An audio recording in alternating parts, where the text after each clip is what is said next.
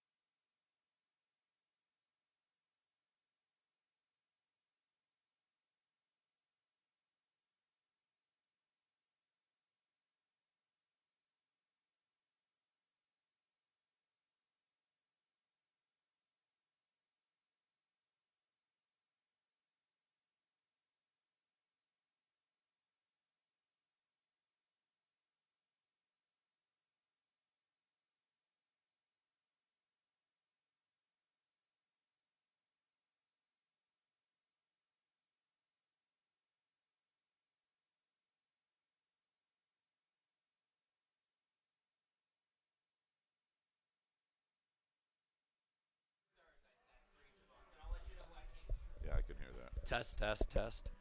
I hear it out of one. Can you hear me out of both ears or just one? Doesn't matter. No. Hello, hello, hello, hello. Yeah. Test, test, test. I hear you out of one ear. Okay, that means That's okay.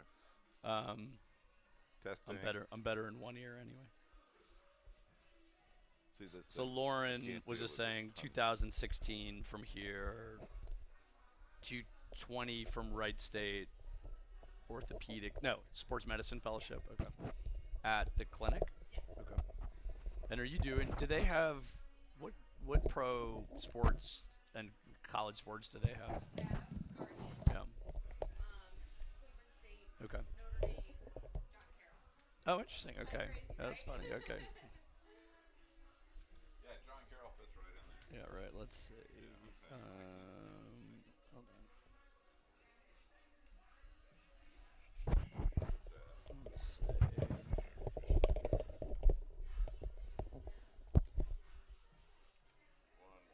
One more.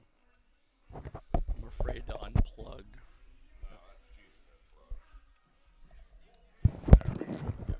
Okay. Great. The electrons might get confused and go down the wrong wire. All right. I'm going to turn us back down.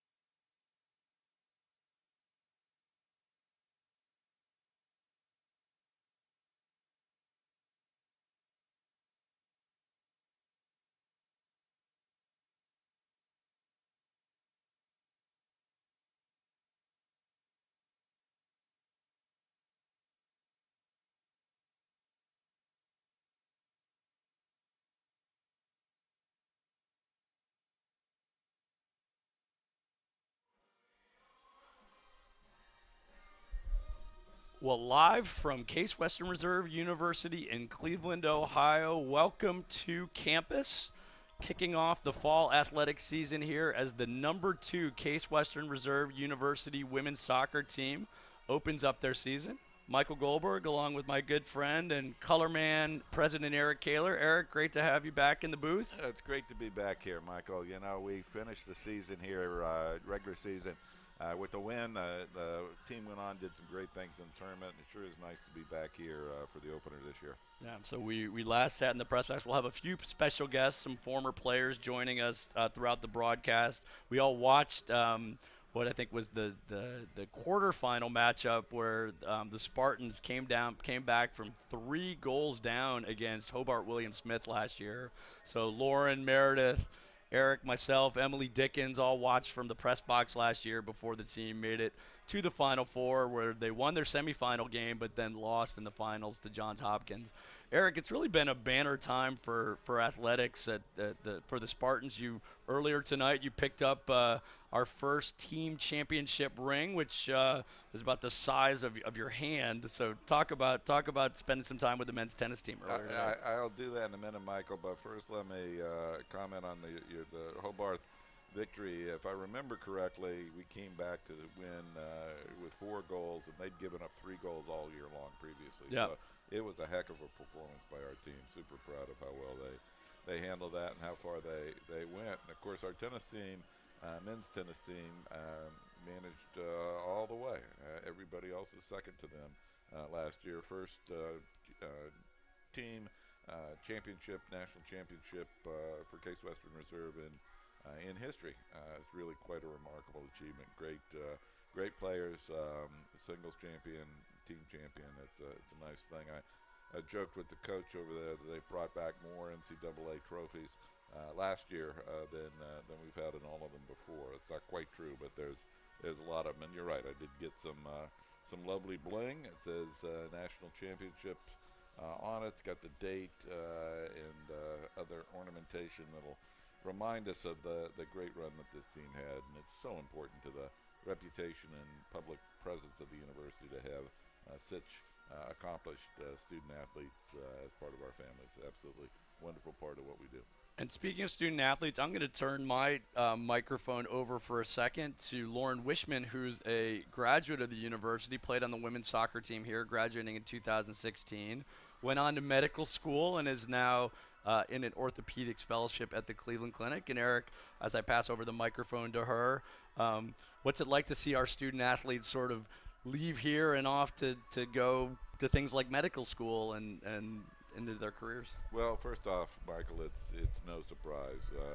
One thing that D3 sports teaches for sure is time management, the ability to figure out how to get everything done in a time that seems possibly too short to do it in. I know Lauren and her teammates spent a lot of time on soccer, with soccer, and at the same time excelled in the classroom, and obviously gone on to great things after that. But Lauren, it'd be great to hear you maybe reflect a little bit on the role the soccer team played in both your experience here as a student and how that teed you up for the great success that you've had so far. Absolutely. I really, really valued all of my experience here, both academic and athletic. I think that's one of the big reasons what makes Case so special. It's what drew me to the school initially, that academic rigor that I knew would prepare me for a career in medicine, which was my ultimate goal, but at the same time being able to compete at an extremely high level, being able to travel, see places all over the country, playing alongside teammates that are extremely motivated academically as well. It was just such a great environment to be in for 4 years and to develop friendships that will last a lifetime. Yeah, it's wonderful. It's interesting to compare and contrast the experience that student athletes have at Division I schools compared to D3. I think there's no doubt, and there are exceptions to every rule, but that the students at the D3 level really emerge with a more holistic experience. They're going to go pro in something else besides their sport, as that hackneyed saying goes. And it's good to see all of these young people out here that we'll see play in just a few minutes are going to be terrific citizens, terrific contributors to society. And if a couple of them play professional soccer, that's okay too. But there's a different purpose and goal that's great to see. So tell our listeners a little bit about your day job. What do you do at the clinic? What excites you about that?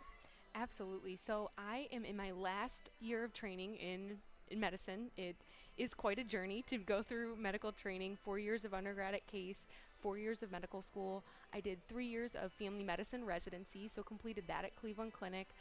Really enjoyed the opportunity to be able to form quality relationships with a lot of my patients. And I'm now doing a final year of training in sports medicine fellowship. So that has been an absolute awesome experience. It's something that I've wanted to do for a really long time. It allows me to be able to take care of high school, college, and professional athletes in both injury treatment as well as injury prevention. So athletes just like our soccer players here are people that I am really, really excited to be able to take care of and make a difference to get them back on the field when they get a little banged up. Yeah, that's great. That's absolutely great. Makes a huge difference in those athletes' lives to be able to be taken care of appropriately and then get rehabbed and back on the field. And is that a path you'd like to pursue further in your career, or are there other hills for you to climb? 100%.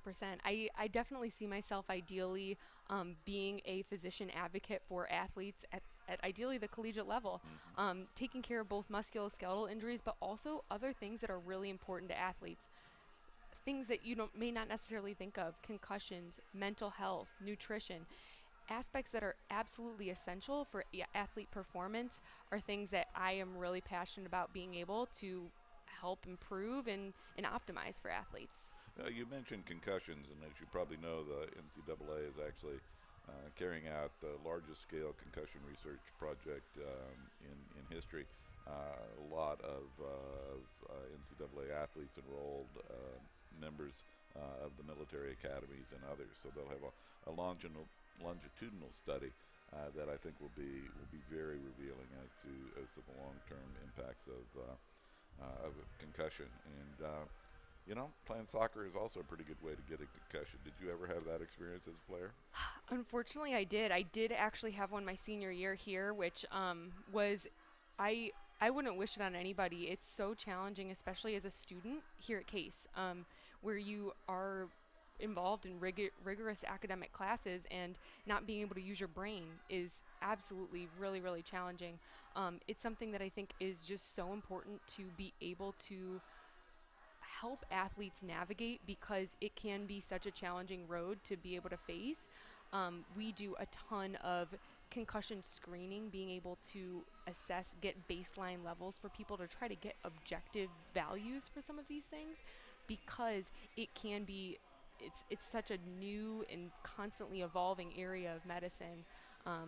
Yeah, I did unfortunately experience one, and I think that being that I have had that experience, I'm able to help and advocate for athletes that may unfortunately have those and experience those as well. Well, I think that's an important work, and I know that the concussion protocols that people have put in place now are really, really important. I think we're going to cut away here for Absolutely. a minute for the team introductions and the national anthem. But great to chat with you. Great to chat with you Enjoy the too. game.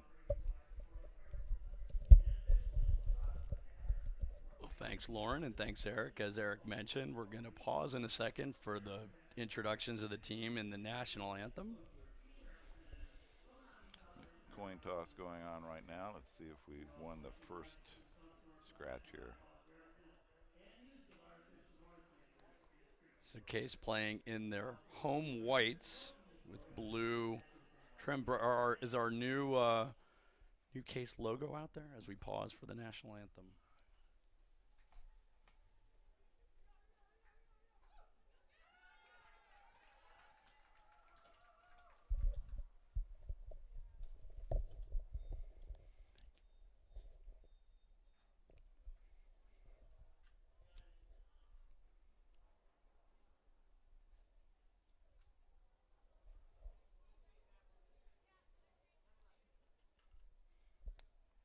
Let's see, as we wait, there could be, it looks like it's going to be the national anthem. Well, maybe not. Let's talk about the lineups for the Spartans. Eric, the lot number 2 in the country, but a number of graduations, particularly at the back of the defense. So losing 3 starters, losing Annika Washburn up front, one of the most dynamic players in Case Western Reserve University history, losing Cameron Hartman, a grad transfer from University of Cincinnati, but still a lot of talent here. Really is a lot of talent. They will have to step up, of course, on the defensive side. They had a record, I think, last year of allowing only 14 goals and saving 61 shots. That's a pretty amazing ratio. So that's going to be a challenge to reproduce. And of course, on the offense, a lot of weapons gone, but our coach Abby Richter has brought in some great new players, and we'll see how they mesh and go. So we're excited to see what the season brings. So just a couple of stats here. Last year, 20 wins, program record, 21-1 overall, 21-1-1 overall record, national runner-up, first in the UAA, set the D3 record for 23 goals in the NCAAs. Looking for their 4th straight NCAA tournament bid. Interestingly, as this is a non-conference game against John Carroll, they've won 33 consecutive non-conference matches. The last loss 2-1 to Denison on September 25th, 2018. Ranked 2nd in the D3 by the United Soccer coaches. 9 straight home openers we've won, and this is the 40th season of women's soccer, so a lot to be proud of there.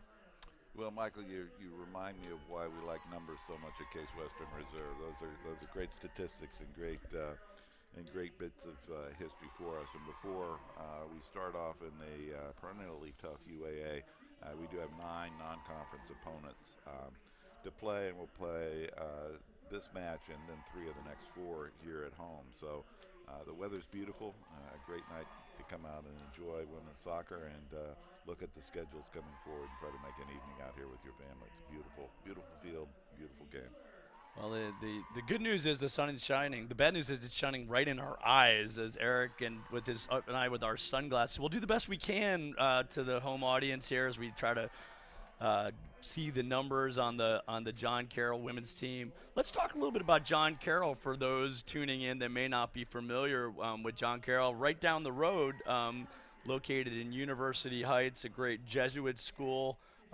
Eric, maybe a few words about the universities we have here in our community, which are some great ones, including John Carroll. You know, it's really remarkable when you look at the population of college students in Northeast Ohio in general. It's remarkable. Now we're going to switch to the national anthem. Here we go.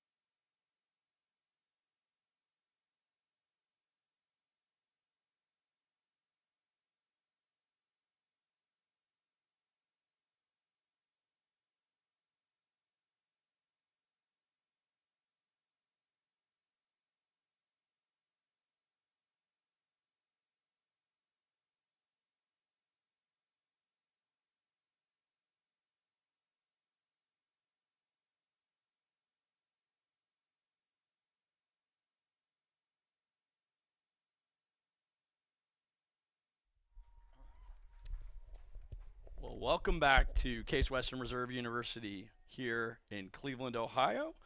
Teams are shaking hands on the field.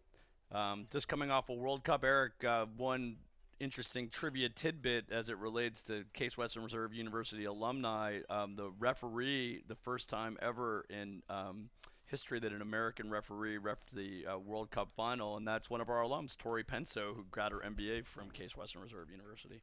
It is remarkable. There is absolutely no predicting what our students are going to wind up doing in their lives, but you can bet they're going to be successful. And a World Cup referee is an interesting little piece of our history. It'll be fun to remember that in the future years. Yeah, it was interesting watching the final between Spain and England. I've never watched a game where I was just watching mostly the ref. And Tori, at one point, there was a penalty call, and it went to VAR. And I mean, she was a leader during her time at Case Western Reserve University, and it was interesting to watch like 90,000 people and however many more millions that were tuning in watch her make that decision. Yeah, it's not a position I envied. I retired from the umpiring business when our youngest son was 12, so it's an unloved activity for sure, but great to see her do so well. So John Carroll, if we look at their record last year, they come in last year they finished 10-9-2 overall, 5-2-2 at home, 5-6 away. In the conference they were 5-4.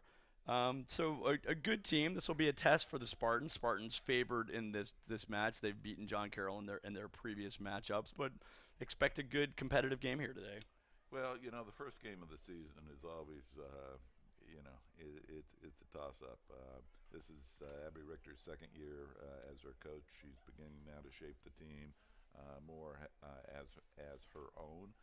With her own set of new players, 10 new ones, as I mentioned earlier, 9 first-year players and a grad transfer. So it'll begin to take her flavor and shape, and it'll be very interesting to see how they move forward. And the Spartans with a lot of firepower up front. Helena Van Bibber comes back for a fifth year, a senior goal scorer. Jamie Goldfarb, very dynamic midfielder. Carolyn Katuris, also talented up front. And Anaya Hartzler also returning. So there are some weapons for the Spartans, and we are underway here at Case Western Reserve as John Carroll passes the ball back. And the ball is taken by Sassauer, passes it back to the fullback. And over to Katie Rischel, who has it taken away by John Carroll's Emma West, and it goes out. Rischel's the only returning defensewoman for the Spartans, as we're just underway here in Cleveland.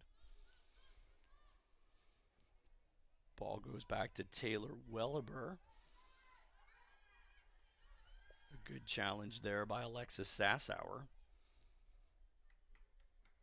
And the ball goes back to goalkeeper Maggie Storty. Storty had an excellent year last year, coming back for her senior year, pre-med student out of Pittsburgh, Pennsylvania. And she does have the career record for wins while she's in goal. Hope she keeps that going today. Rischel plays it back to Montgomery Essex, a junior out of New York, New York. Across the field. Up to Couturis. On the side of the field as Case looks to advance it up and plays it back to their defense. Back in the middle to Essex. Looking for help to Sassauer. To Jamie Goldfarb. So Case content to look for the open woman and try to make some progress down the field. Yeah. And there's a long ball, and there's a run by Case, and the goalkeeper comes out for John Carroll. That's Madeline Martin Koiser, a freshman out of Huntsburg, Ohio.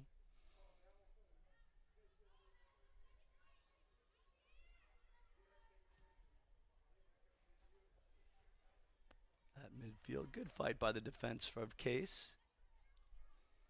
Up to Couturis, and now played back to the defense as Carroll challenges, and the ball goes out of bounds. Eric, maybe talk a little bit about, for those who may be tuning in for the first time, our field is surrounded by a number of upperclassmen dorms here. It is an interesting feature of the architecture that our stadium here, DeSanto Field, home to our soccer and football, is surrounded on three sides by upperclass dormitories. Well, I call them dormitories. I'm supposed to call them residence halls. They're really quite lovely places to live, and half the rooms have wonderful views of the stadium. We do on occasion get a complaint from a student who would much rather be studying than being interrupted by an athletic match, but those don't happen too often. It makes a lovely setting overall. Beautiful brick and stone colonial style buildings. So Mackenzie Mueller with the ball out to Rischel on the right wing, and it's taken away by Carroll's West, and West is advancing down the left side of the field, and Rischel with a nice recovery. Must admit, it feels like Carroll has come out with a little bit more energy and pop. We're playing on our side of the field a lot of the time, except for that one long run. So let's see if we get warmed up. Right in front of our goal. In front. Uh-oh, and there's going to be a challenge. Storty comes out and makes the save. So Maggie Storty, good hustle, grabbing that ball. Storty had a number of games last year she wasn't challenged. Clean sheets on her card, and there's the pass back to Storty from defenseman Essex. Yeah, she picked that ball up nicely. The team does call her the magnet for short, and she can certainly attract the ball. Goldfarb kicks it up. There's a challenge and kicked away by Taylor Welleber. Another challenge at the midfield. Good play by CC DePino, comes away with it. And a long ball. No one there for the Spartans. Cleared away by the Carroll defense. And a good play at midfield by Goldfarb. Goldfarb played a lot last year as a freshman. I saw her today. She told me that they were teasing her about, I guess she likes chilies, hot chilies. Yeah, I've heard that about her too. And, bless her heart. I think she'll find out maybe as she gets a little older that those aren't always so much fun. And there's a whistle. And Lauren, did you happen to catch what that whistle was for? Okay, is a free kick in the box right there. Free kick in the box. Didn't see that. A pass back to the goalie. The freshman goalkeeper, instead of playing it with her feet, actually played it with her hands. So a mental mistake there by the Carroll keeper, and the Spartans have a big opportunity right here, Eric. They do, winding up. Sometimes the most exciting play in soccer.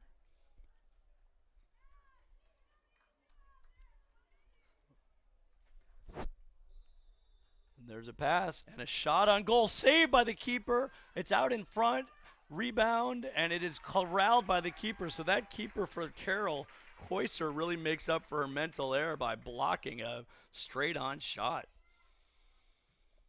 And she blocked it up into the top bar, I think. Great play. Rischel with a nice play. Ball goes to Mueller, back on defense to Essex.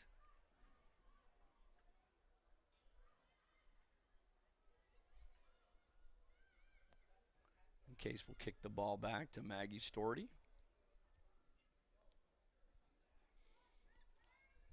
Well, an early opportunity for the Spartans, thwarted by the keeper for Carroll. Pass goes up to Carolyn Couturis. Any fun facts on Carolyn you want to share, Eric? I know she's got a big personality. That's what I hear. She's the life of the party in some of these situations, I've been told. The ball, good defensive recovery, and it looks like a throw-in for Case.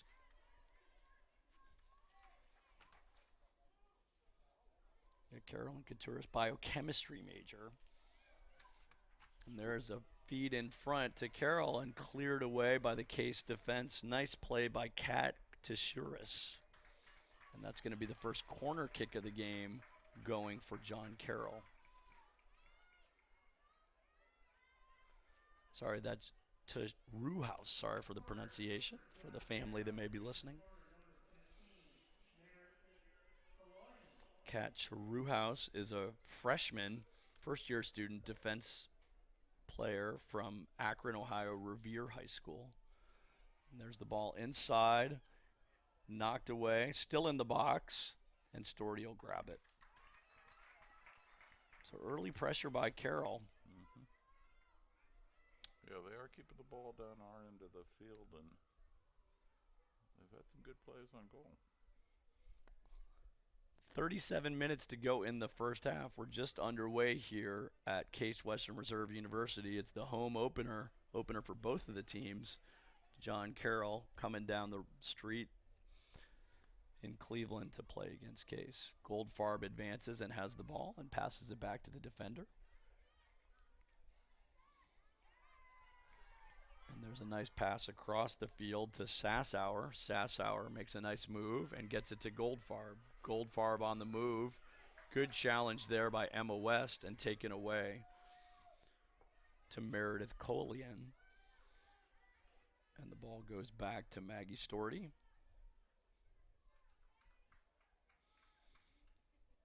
Maggie took the MCAT this summer, could be following Lauren down the path to med school.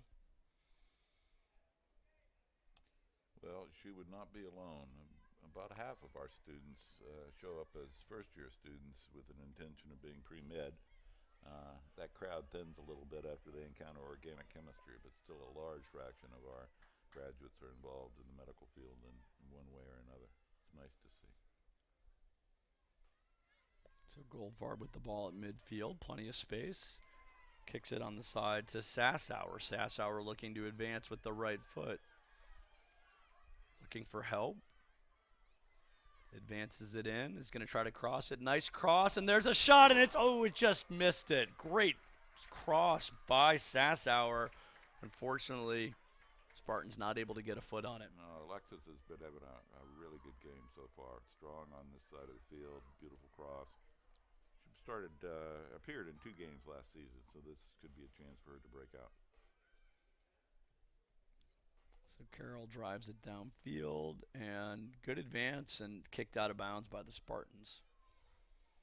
I think that was Helena Van Bibber on the left wing with that chance, just out of her reach. Van Bibber definitely the most potent returning goal scorer for the Spartans. And a good play by Rischel to take the ball away, and here comes Sassower and the Spartans the other way. A good pass in the middle of the field to Couturis.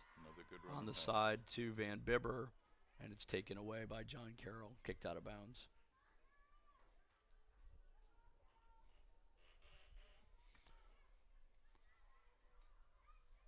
So 1 week into classes here at Case Western Reserve. Eric, any comments on the beginning of the school year? You know, so far so good. We're laser focused on making sure our students are lined up with the resources they need to succeed. They're in a safe place and building community. So it's always fun to see the campus energized when our young people return. It's literally a breath of fresh air to see, and the energy and enthusiasm is sky high. And I know sometimes students are a little surprised to see our university president and your wife Karen unloading boxes out of the cars. What's that experience like when the parents pull up? We love to do that. It's a really interesting cross section of the human experience. We get young people who are sad, parents who are sad, and the opposite's also true at the same time. So it's fun. Couturis puts it on goal, and the goalkeeper comes up to get it. Koser. So Koser having a good game in her debut at the collegiate level. Boots it down the field. And Abby Smith making a run for John Carroll. Good contest for Case Western. Taken away.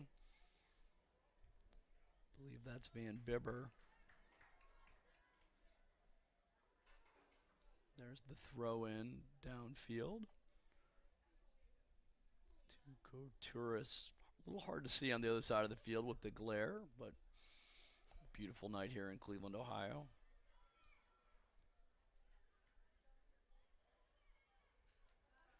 And Eric, there's some changes at the leadership level of the university. Our provost Ben Vinson named president of Howard University, and great honor for Ben. And there's a pass taken by Koser, the goalkeeper. And we have a new interim provost, Joy Ward, working with you. We're really thrilled for Ben Benson to have that opportunity at Howard. He's been a terrific leader for us and a really great history of preparation to be a university president. He will thrive there, no doubt. But it also creates opportunity, and to have Joy Ward, our dean of the College of Arts and Sciences, step into the interim role is very comforting to me. She's very experienced and wise person, and of course we are in the midst of a national search for the next provost, and I think we'll get some spectacular candidates. So a nice steal by DePino. Unfortunately, a little too much mustard on that ball downfield for Van Bibber. So we're at the 32-minute mark with left in the first half. 0-0 the score here at Case Western Reserve University. Goes off the head of Goldfarb. And Chasuris gets it, and now it's taken away by Carroll. Oh, the referee's going to call a foul on Carroll, so it'll be the Spartans' ball.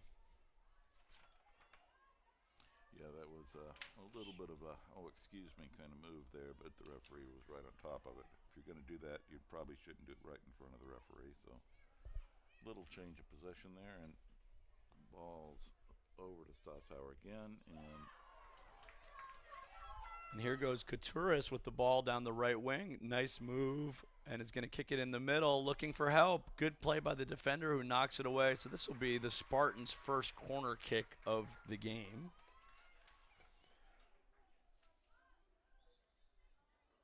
Last year, the Spartans had 137 corner kicks to 52 by their opponents, so high pressure. They do miss Cameron Hart and Annika Washburn, but have some firepower. And there's the ball is in, and Goldfarb just knocks it over the goal. Good play by Jamie Goldfarb. Yeah, just a great play.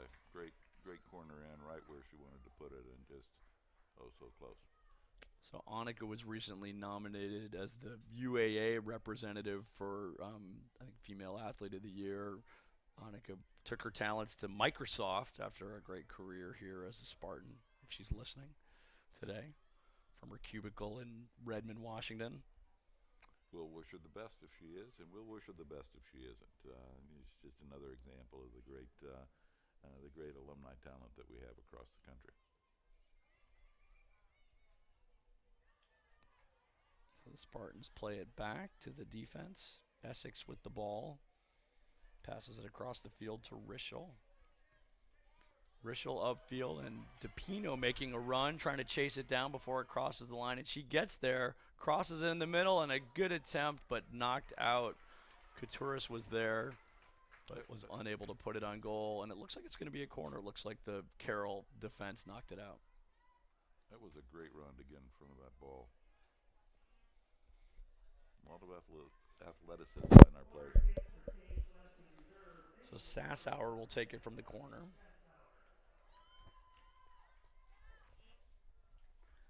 And it's inside, and it's headed away. Sassower tries to run it down, but it is kicked out by Carroll. And that'll be a throw-in for the Spartans as Katie Rischel comes over to throw it in. So a lot of losses on the back line, but Rischel back as a very strong right defender out of Pittsburgh, Pennsylvania, junior. Kicked out, and it'll stay Spartan ball.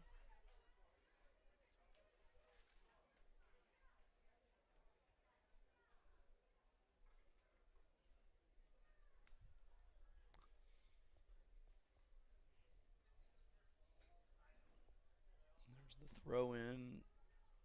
Couture's trying to keep it in, but it goes out. Stay Spartan ball. Rischel to DePino. Knocked away by Carroll. Good fight by the Spartan defense. Essex. But there is, looks like it went out of bounds, and it'll be. Spartans knocked it out. Carroll throw in. Right in front of the Spartan bench, and that'll stay Spartan way. And there's Abby Richter down in the sideline. And Eric, Abby Richter in her first season as a head coach takes the team. And there's a ball inside, and the goalkeeper comes out. And there's going to be a whistle. There was contact, but another good play, aggressive play by Kozer, the Carroll goalie.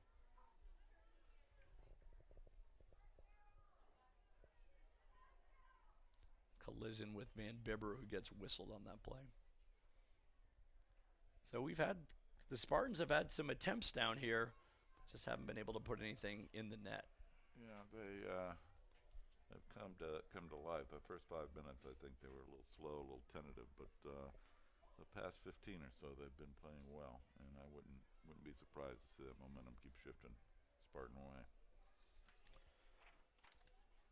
And Abby Richter's in her second year as head coach, as we mentioned. She spent her last 14 years at Kent State, which is another university not too far from here. Was a goalkeeper during her college career at Wisconsin Stevens Point. And here comes the Spartans on the attack. There's Rischel with the ball. Keeps it in with the left foot, but knocked away by Carroll. Chased down by Stasauer, who has the ball now on the right wing. Keeps it in play. And a nice play and knocked away there by the Carroll defender, number 6, Taylor Wollaber.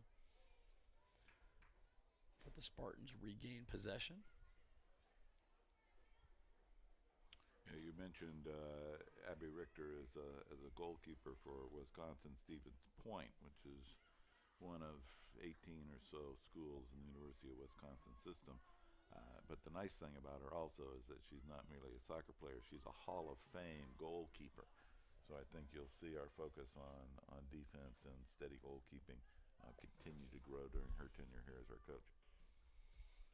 Last year, Abby stepped in when the Spartan head coach was named head coach at the University of Akron over the summer. So Abby stepped in, obviously a very strong roster she inherited, but a great start to her career as Rischel knocks it inside.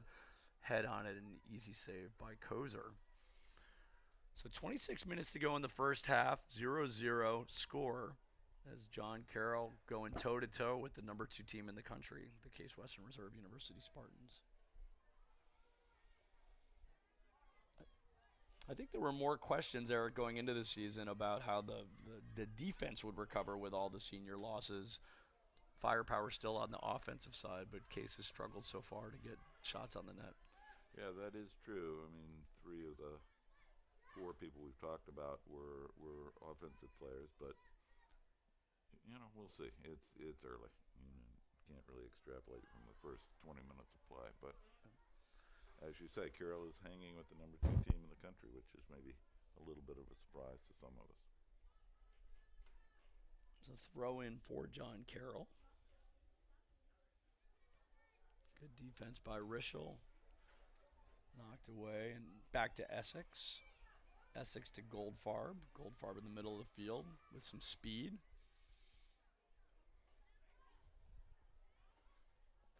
the side to. And a good play, and there's a left-footed shot on goal and saved by Kozer. So Alexis Sassauer didn't play much last year. Is having a good early game for the Spartans. As I said earlier, it's a chance for her to shine, and she's doing that. Good to see. Head ball down as Carroll comes away with it. That's Emily Patrick. The Spartans gather and back to Storty at goal.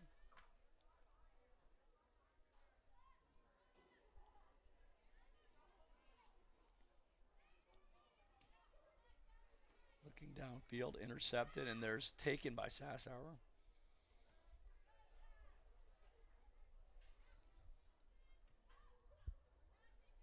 Mackenzie Mueller, actually that was Essex back there, knocked away by John Carroll.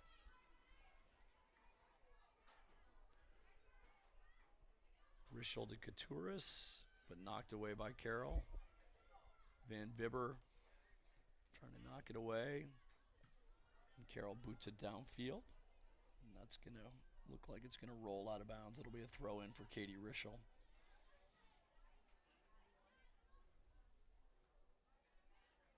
Eric, talk a little bit about this is a non-conference game, but being part of the UAA. I mean, these are all universities that are very well regarded. What does it mean to have such a strong athletic conference with such great academic peers?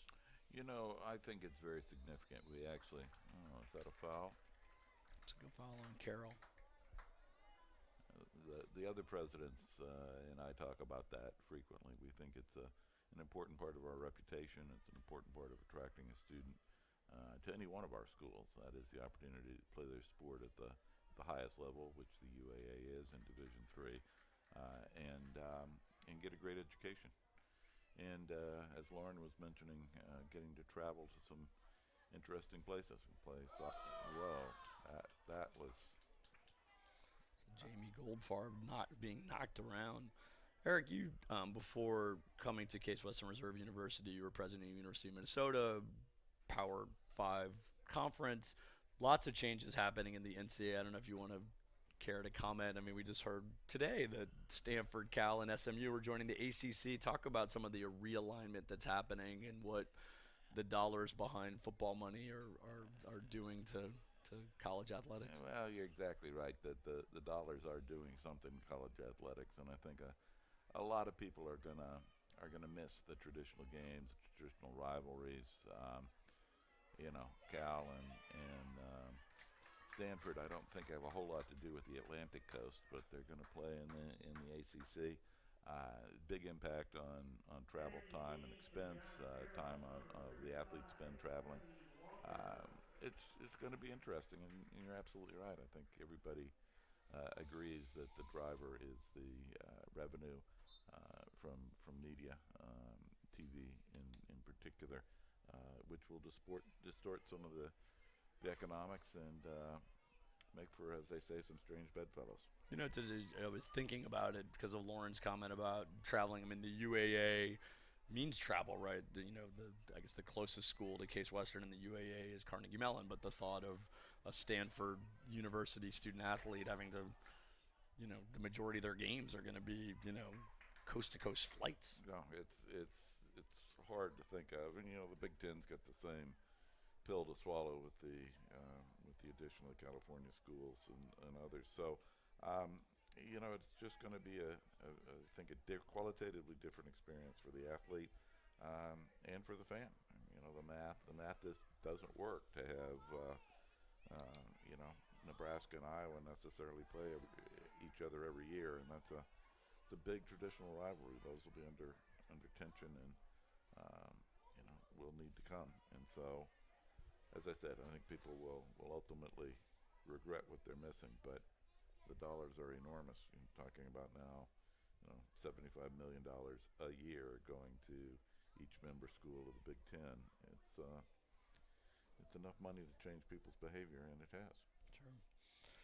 Looks like there's some substitutes getting ready to check in at the next break for the Case Western Reserve University Spartans. On the sideline waiting to come in are Molly Shama, sophomore, We've got Andrea Silva and Maggie Farah all looking to check in.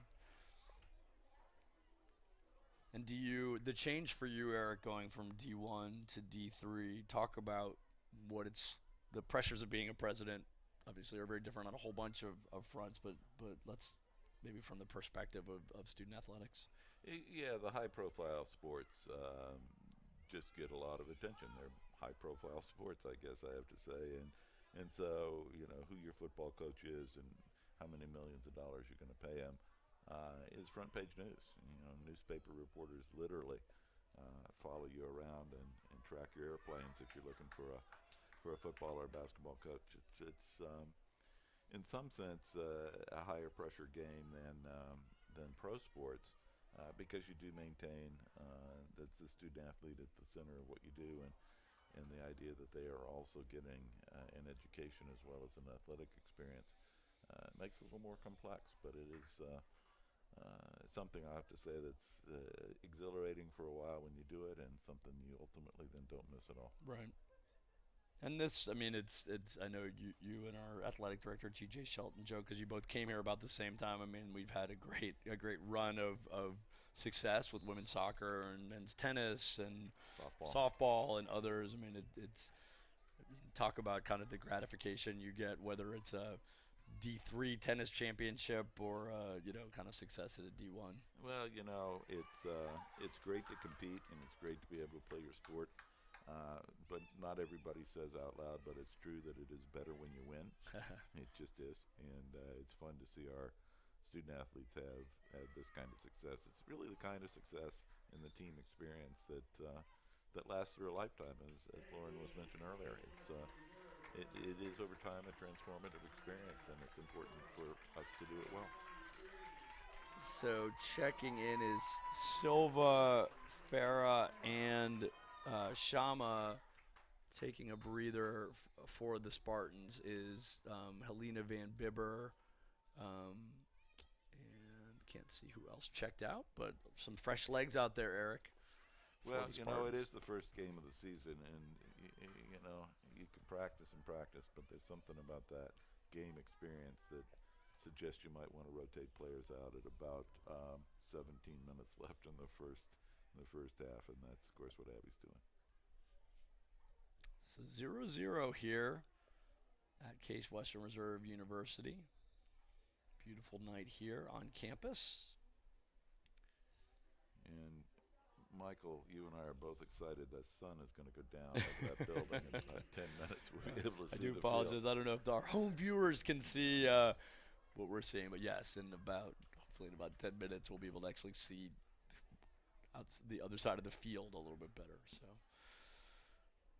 when it comes, I know we do at least have one parent listening tonight who works at NBC Sports. I was hoping that this would be my big audition for, the national stage. Jenny, if you're listening, but I think we'll be much better in the second half when we can see. Well, as I mentioned earlier, it's better to go pro in something else, Michael. Exactly. So this is a good side gig for you. So there is the ball goes back to the goalkeeper, Kozer.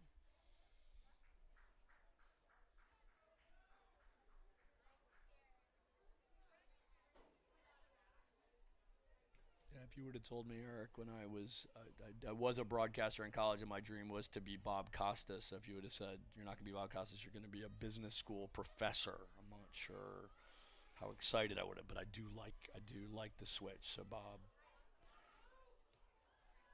Well, there's a lot of shakeout in the sports personality business right now, so you're probably on safer ground here. Boy, a little scum. Oh my goodness. Good play by Jamie Goldfarb as the Carroll Blue Streaks had it in front of the goal. Looked like it might have been an elbow there to me, but apparently the referee's got a better view. So the Spartans get it. And Rischel on the throw-in to Silva with some fresh legs. Kicked away by Niehaus from Carroll. Back to Abby Walker. Oh, and a good steal there by the Spartans. And there's a whistle on the field, and that's going to go against the Spartans, against Andrea Silva.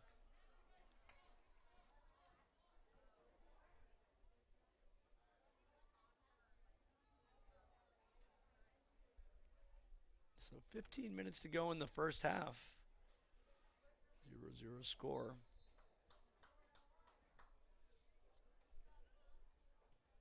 There we go. Nice kick. Carroll Oh, gets nice it in and save. headed back nicely to the goalkeeper as Storty gathers it.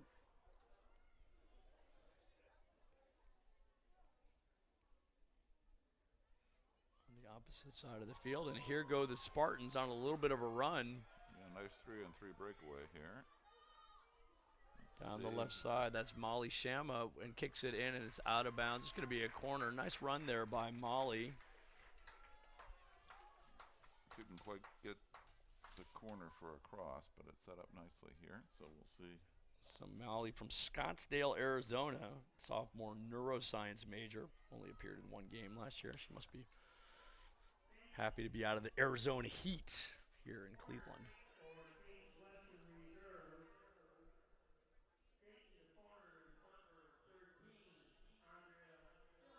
So Silva will take the corner, put some air under it, header, and it is goes in. Goal.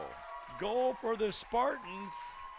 I believe that was Maggie Farah, the sophomore out of Portland, Oregon, putting a head on it. Just kind of trickled in there, Eric. You know, they don't all have to blow the back out of the net. That just nudged its way right in there very politely, and it looks the same on the scoreboard. 1-0 for our Spartans. So Maggie out of Portland, hasn't decided on her major. Maybe she'll major at Weatherhead with me. Scored 5 goals last year. So Maggie Farah gets on the scoreboard, comes off the bench, and actually there was 2 bench players involved in that as Silva made the cross to Farah, and the Spartans go up 1-0. See if that lights a little spark here in the last bit of the first half. So 13 minutes to go in the first half. You could feel a little sigh of relief here at the. Yeah, a little bit of tension. You'd think we'd. Oh my goodness. Trip on that play. Let's see if they pull the yellow card out as Molly Sama goes down. No Blue card. Streak gets a talking to, but no card. Yeah, future advice, but no card.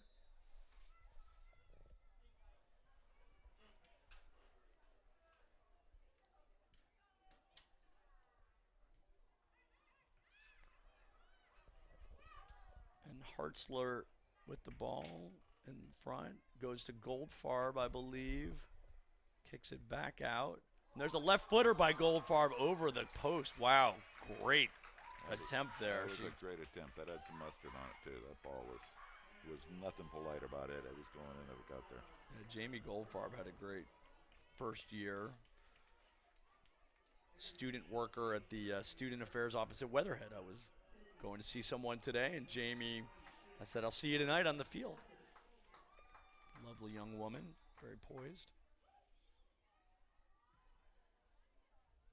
The Spartans try to drive it downfield as Goldfarb heads it up. Spartans have it at midfield to Farah. Pass across. Rischel's going to make a run for it from the back line. And a good attempt. And she's going to kick it with her left foot in the middle. And Katuris was there, and it's kicked away. Good opportunity. But the pressure's on still. Just Fire and a miss by the defender. So the Spartans keeping the pressure up here.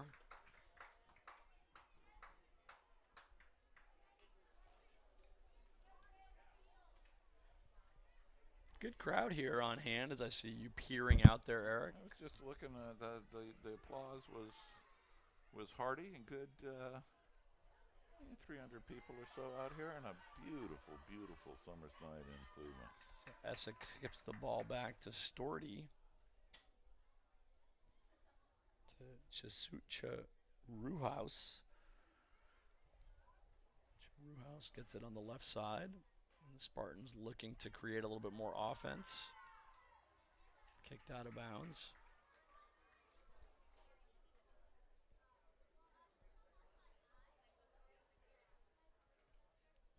Eric, any exciting projects underway in terms of raising resources to support Spartan athletics? We have a couple of plans ongoing. We'd really like to improve the venue for our court sports, basketball and volleyball in particular. And so we're in the process of designing and raising some money to renovate the Adelbert gym. We'll rename that for a significant donor who we have in hand, and that'll be a great venue, primarily for men's and women's basketball. Elevate those facilities to frankly, the level that the teams are at now. Men's basketball was Sweet 16 2 years ago, got eliminated in the second round this past year, but I think it'll rebuild quite strongly again. So much good coaching across our athletic department that attracts good students, good athletes, and creates winning programs. It's gratifying to see. So the Spartans with a good run there. I can't tell if that's number 21. Is that Sydney Schenk out there? My former Veal Institute intern. Back from an injury, from hip surgery. I believe that's Sydney out there. Happy to see her back on the field for the Spartans.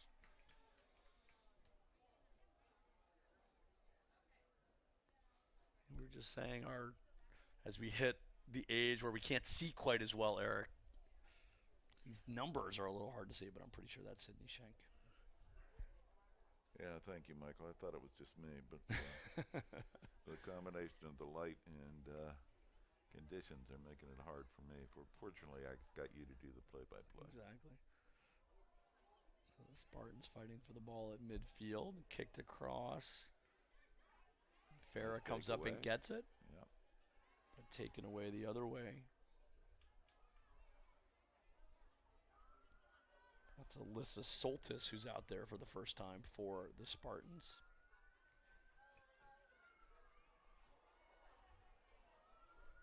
As Carroll makes a run down the side.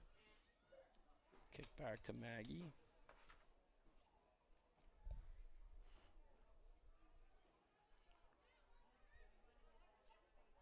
Well, injuries, as you were talking about with Lauren before, are a big part of the game. I know Sydney was out for last year with her hip injury.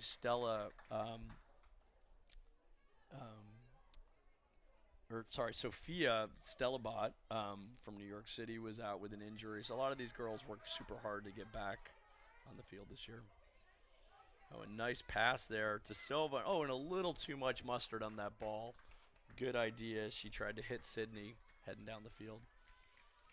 Yeah, that was a nice, if we were in basketball land, a give and go. But it was a nice chance there. But as you said, a little bit too hot. So I got to know Sydney Schenk. I know you're very familiar with name, image, likeness, and what's that doing to change some of the complexity of college sports. But Sydney actually was in a commercial with Alex Morgan of the U.S. Women's National Team, and that's how we got to know each other. And she's joined. We have a fellowship at the Veal Institute for Entrepreneurship, which I run, where we select fellows. So she was one of our inaugural group of fellows, went out to San Francisco with us. And actually, I would say the challenge of student athletes that want to do so much because of the commitments they have for athletics to do. And so it was great to have Sydney as part of our program. And we were just talking at dinner tonight with Jaden Wyan, who's a men's swimmer who's working on a startup. So it's really cool to see a lot of our student athletes, like they're studying in class, they're competing, and there's a kickback to the goalkeeper, but they're also taking advantage of some of the other parts of student life, which is exciting. And that's just a typical case student. They are multidimensional, to say the least. A lot of strengths in many interesting directions. It's again wonderful to be part of their journey as they grow and learn here. You know, people sometimes think about name, image, and likeness as sort of Division I thing, but it's not. We've had a couple of students in our athletic program do NIL deals, and a lot of people talk about the rule changes and eligibility and transfers, but at the end of the day, I think most people can agree that letting a student use her name, image, and likeness makes a lot of sense. And so I'm happy to see students take advantage of that opportunity. You know, you always look at, well, if they played a cello, would we let them advertise? Yeah, we sure would. There's a little play, Michael. Soltis out in front, looking for help, and it's knocked away. Rischel comes up, keeps it inside, and the ball's played out. So good spark by the Spartan bench. Shanks played very well off the bench, as has Maggie Farrow, who scored. Silva's played well, so good spark from the substitutes, from the Spartans. Yeah, the substitutes were well timed, and certainly you compare where we are now to the first 5-10 minutes of the game. We're spending a whole lot more time looking down here at our goal than we did at the start of the game. So that's good. Goldfarb puts it on goal, and it's saved by the keeper. So we're just under 5 minutes to go in the first half. Spartans are up 1-0 here at the opener. The sun going down over the dorm here, so we can see a little bit better.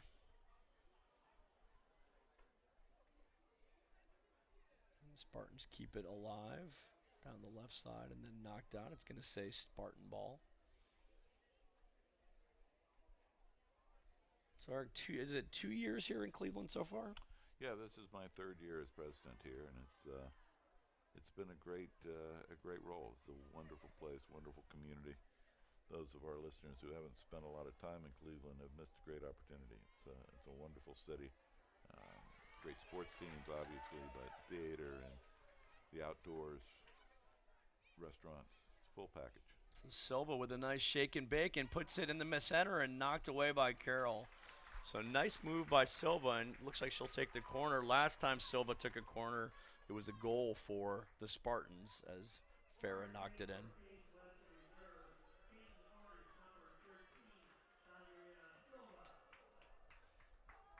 So Silva is a sophomore out of Lorton, Virginia, in the Northern Virginia area.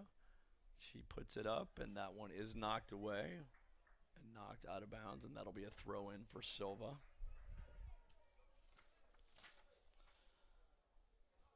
Silva, an aerospace and mech-y student, major. She may literally turn into a rocket scientist. Terrific. She has a twin, Eric, who plays soccer at GW. Yeah, I read that. That's interesting. I can imagine on a high school team they were quite the pair. It's upfield, and Jamie Goldfarb gets a foot on it, headed out by the Spartan defense. And that ball is out of bounds and will go John Carroll's way.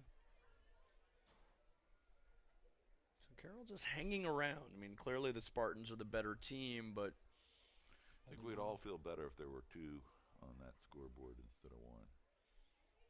And there's the throw-in. Good hustle by Soltis, who gets it to Silva, who keeps it inbounds briefly, but it goes out of bounds, so it's going to be Carroll's throw.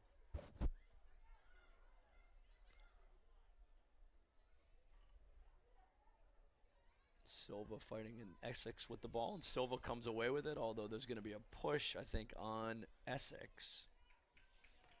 So going the other way for the Blue Streaks. You know, it's a nice, having Cleveland State, John Carroll, Kent State, among other schools sort of in our region, University of Akron, lots of universities here, a lot of complementarity. We work pretty closely with the folks that run entrepreneurship at John Carroll, and I really like the work that they do. And they come over to ThinkBox and use our facilities, so it's great having collaborative universities in the region. And there's a shot on goal, and it's saved by the keeper.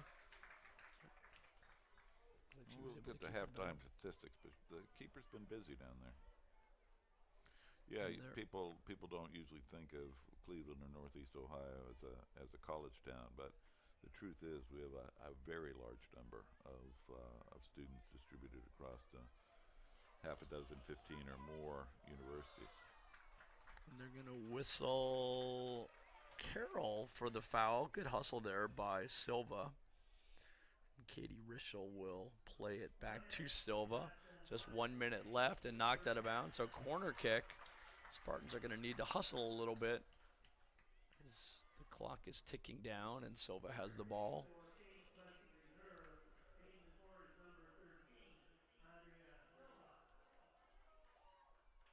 So Andrea puts a foot on it.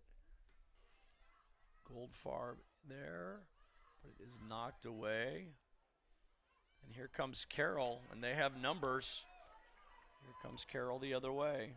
Good hustle back by Goldfarb, who knocks it away. Carroll did have an advantage there, and she plays it back to Maggie Storty, who puts a good boot on it. And the ball is played out, but knocked out of bounds. It's going to be Case ball. Only 12 seconds to go, and this is pretty much going to do it for the first half, Eric. 7, 6, 5, 4, 3, 2, 1. There we go. 1-0 Case Western Reserve over John Well, Carroll let me bring University Lauren of back. I'll give her my headset. I'll try to track down Meredith. Maybe Lauren with sharing a couple of observations from the first half.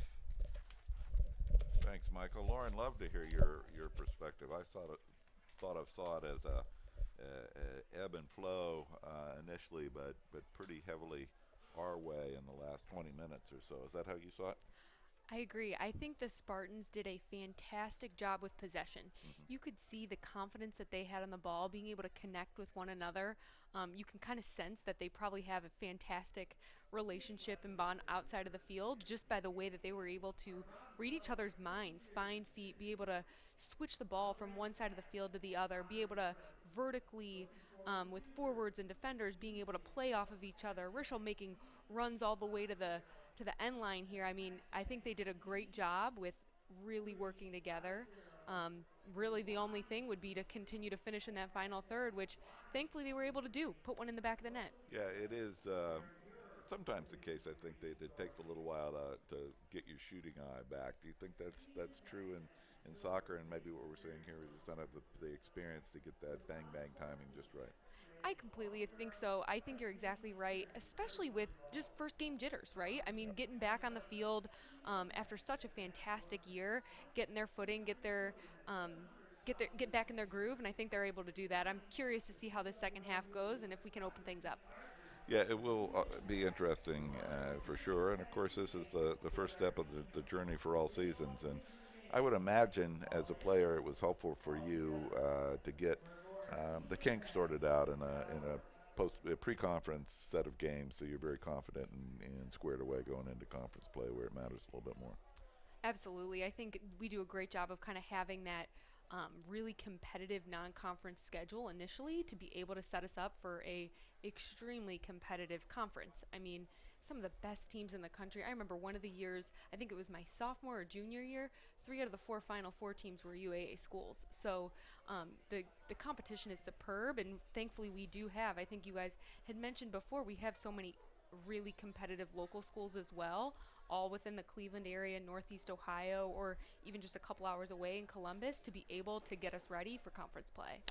Yeah, I think that's got to be very important, and I think that's also important for recruiting, to be able to have the local schools come and see, and those parents, even though the great majority of our students, we only have, I think this year, 13% of our undergraduate population is from the state of Ohio, but for talented soccer players who have the academic chops to do well here, come take a look, and it works out well.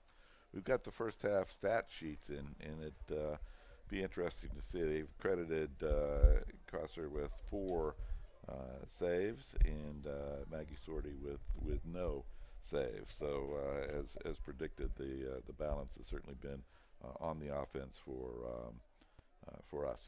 We have a new guest sporting a Case Western Reserve University women's soccer. Meredith, tell our audience about your background and what brings you here this evening. Hi, so I was a former Case player just like Lauren was. We played the same 4 years. And I was at Case, I was an applied math major. Went on to get my PhD at Berkeley, and now I'm back in the Cleveland area working as a professor at Oberlin College. That is absolutely terrific, because everybody would expect college soccer players to go be math professors. It just seems like such a natural career flow. I'm surprised you're the first one I've met, but that's great to have you back this evening.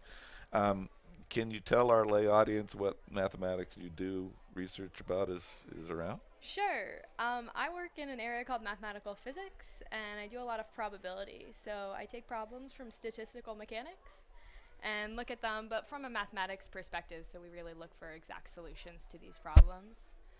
And yeah, and then probability, I look at a lot of random processes and try and predict what's going to happen. That's fascinating. And now your alma mater, Cal, is a member of the Atlantic Coast Conference, so Yeah, that's going to apparently be so. just like a weird thing. We're going to have to figure out what that all adds up to. Makes you scratch your head occasionally. So, what else has been exciting for you, reflecting back on your women's soccer experience at Case? Did you take a particular lesson from that experience that you still draw on and use? Oh, absolutely. I mean, I think the biggest things are just learning how to put in the work, and also all of my friends that I've made along the way. When I go anywhere, there's always someone I know to get along with and to reach out to. When I moved back to Cleveland, the first people I had to talk to were my old teammates, and so it's a bond that you really keep forever. Yeah, I often talk about the fact that the D3 athletes in particular, I think more than in other divisions, really have to have superior time management skills so that you're able to balance the workload of a pretty aggressive academic program. Mathematics at Case is not for the faint of heart to major in. I would think.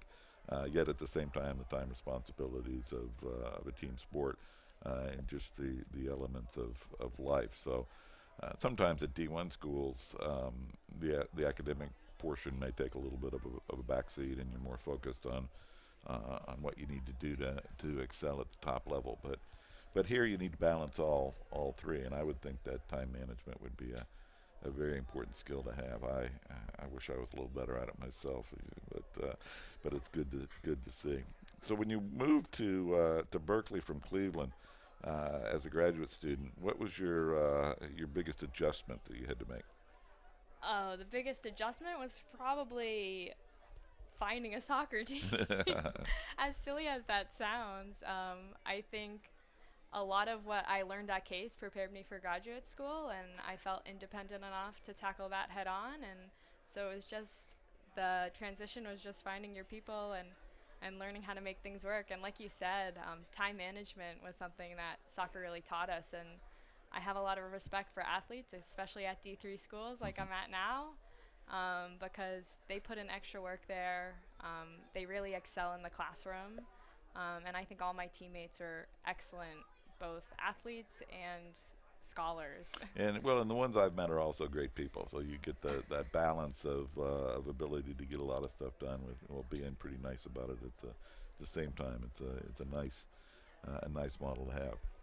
So what did you think of the first half? Did you get a chance to see much of the game? Oh yeah, we had a lot of fun watching it. I think we looked pretty good, a little shaky in the beginning, just trying to find our feet. But good ball movement, really dangerous on corners already, which I think is a good piece to have. Being able to finish off set pieces will really save you in situations. And in the second half, I'm just looking forward to us using more of the left side of the field and just keep putting the pressure on. I think after the first 5-10 minutes, we really prevented John Carroll's possession, and I'd like to see that continue. Yeah, I would agree. It was pretty clear the first 5 or 10 minutes or so we were spending a lot of time down in front of our goal, which makes me intrinsically nervous.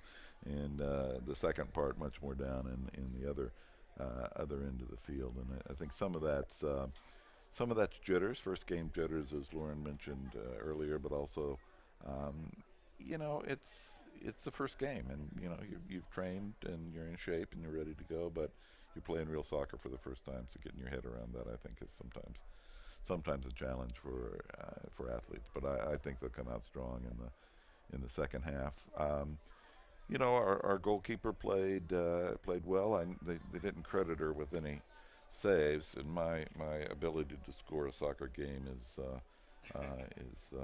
minimal. Let's put that in the least possible way. But 4 saves for John Carroll, 1 goal allowed. So certainly keeping a lot of more pressure down there on the Blue Streaks than up in our neck of the wood, which is a very good thing.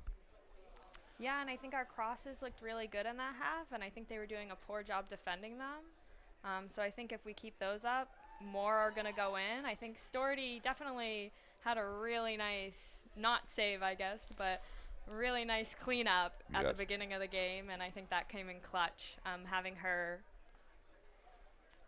her back in net has been really valuable, I think, and will be because the defense is so new this season. Yeah, the loss of the three four of our starters started all 22 games last year, and to lose three on defense obviously leaves some opportunity for others to step in and move forward. So things otherwise are going well for you in the start of a new semester at Oberlin? Oh, of course, we started classes this week, so you always have that beginning of classes tiredness, but it's good to see faces. I Is really that- like being at a school where you just get to know the students pretty well. And the energy, it's just palpable. You feel it. And, our professional and graduate students are here pretty much year round, but it certainly is slower in the summer. And the influx of 6,000 fresh new faces and the repopulation of the residence halls and dining halls, it just makes me happy to look out and see these young people really embarked on a path that I believe will enable them great success going forward and in a really exciting future. It's a great line of work to be in, as you yourself know for sure.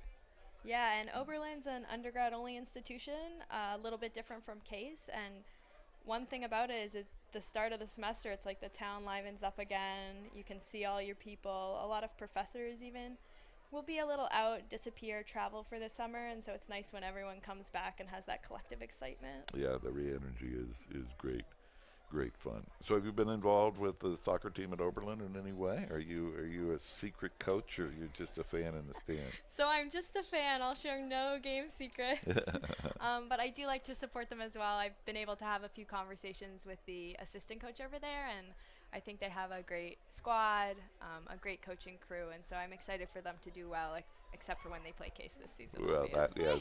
that we might not invite you back to the booth for that game. That might be too much stress on you, but I'm sure you could also be a very effective role model for those young women playing soccer at Oberlin, because the path to success you've trod is impressive, and they should appreciate that they can be you one day too. That's a very nice thing to say.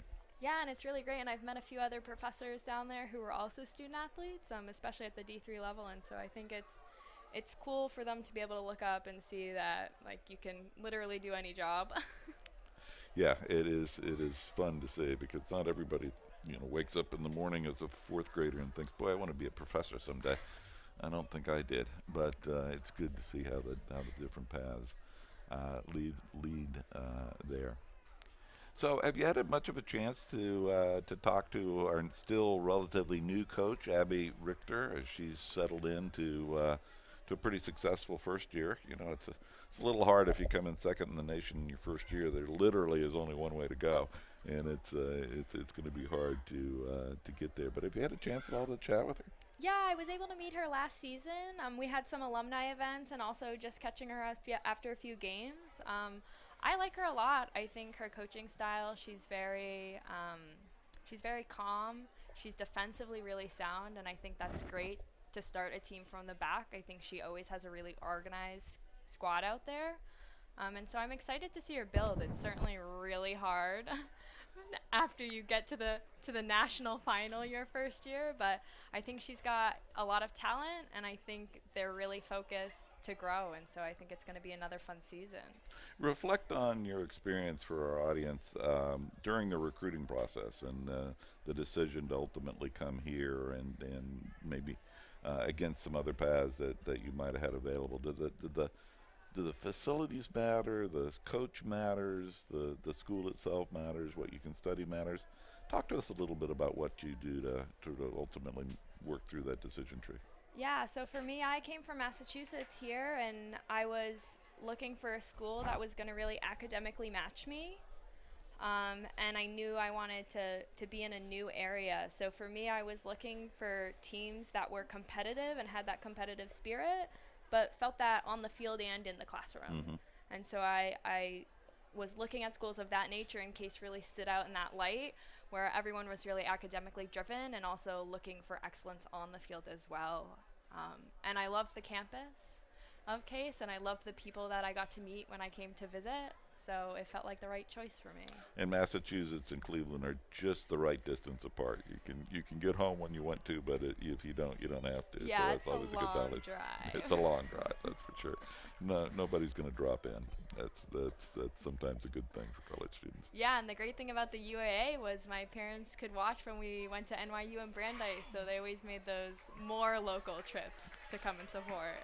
Yeah, and we talked a little bit about the UAA a few minutes ago, Michael and I did, but for our listeners who don't really appreciate it, it's a remarkable conference ranging from Emory to Chicago, WashU, Brandeis, NYU, Carnegie Mellon, Case Western. All of those schools are members of what's known as the Association of American Universities, and it's the top now about 70 schools academically in the country.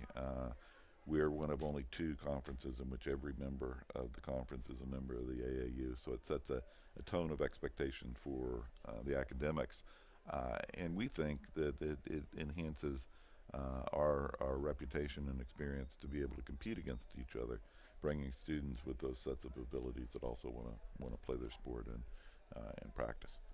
So it's a great organization. We're in the process of thinking a little bit about what it's going to look like in the future. Thank you, Meredith. Great to chat with you. I'm going to say thank you on behalf of Meredith because I just took her headset while she was getting up. Meredith and Lauren, it's awesome having you guys back on campus and joining us for the broadcast, and lots of great perspectives, Eric. A lot deeper insights than you and I have. Yeah, and, well, you know, women's soccer turns out. We didn't play D3 soccer, Michael. Not yet. These Not yet. women did, so that's a good thing. Do you have any eligibility left? I've got 4 years of eligibility left. Unfortunately, I don't have any knees left, so I don't think it's in my future. All right. It's just pickleball for you. That's All right. We that's are it. underway here in the second half. The Spartans up 1-0 as they are now going right to left on your TV dial, as they say, as the Spartans looking to get on the board, and it is cleared out by John Carroll defense. So it looks like the starting lineup has returned for the Spartans. Helena Van Bibber back on the left wing, and looks like a throw-in for the Spartans. So we get a little bit of a different look here as the Spartans going on this side of the field with, I think it was Meredith was mentioning they were really using that right side of the field. Katie Rischel and Silva and Stassow were really involved, and now we're a different look, and the ball is in the side. Cleared away by Carroll. Goldfarb chases it down. Back on the defense to Sharuhouse. To Essex to the other side of the field. That's Stassower. Now Katie Rischel comes up and puts a foot on it. And the Spartans looking to clear it in the center, and it is knocked down by the goalkeeper. Nice cross by the Spartans. And the freshman, Madeline Koser, has played well, and she throws it out to Madison Rosado, junior out of North Ridgeville, Ohio. To Sarah Januso.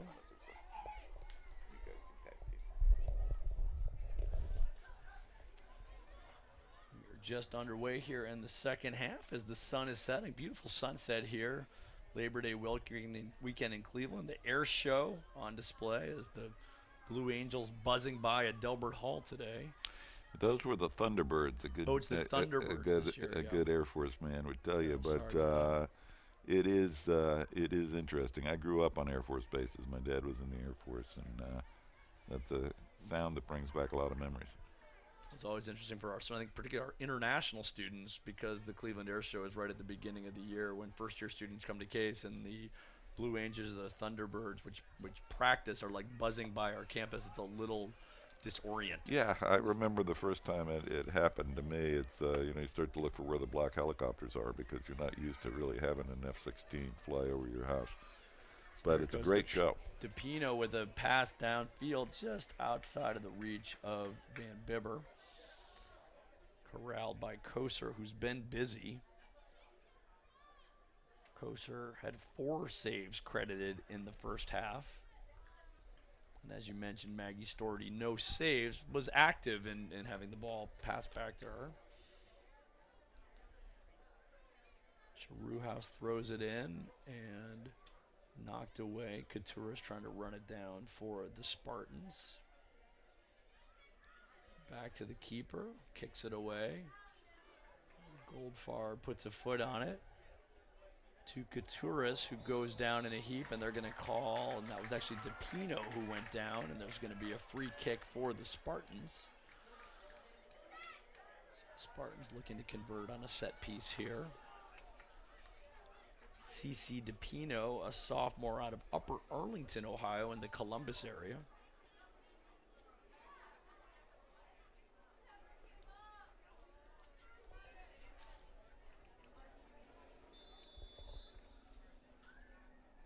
DePino puts it on goal and is just over the crossbar. Nice strike there by the sophomore midfielder. And she's only a sophomore, but experienced. She played 18 games last year, started 11 times, so really is a mainstay and should again be another one with a breakout year this year if all goes well.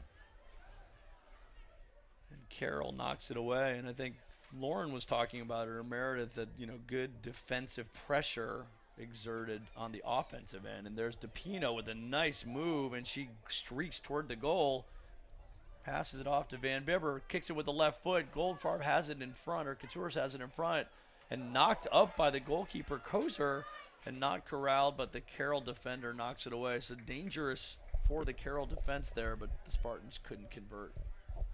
Yeah, very dangerous, out of balance, keeper way out of the goal, but they knocked the ball away. Carroll gets it up. Essex makes the steal over to Rischel. Back to Hartzler. Upfield to Van Bibber. Middle of the field looking for Goldfarb, just out of her reach, but the Spartans looking to keep it in play. That's knocked out of bounds. It'll be a Spartan throw-in as Rischel comes up to take it for the Spartans.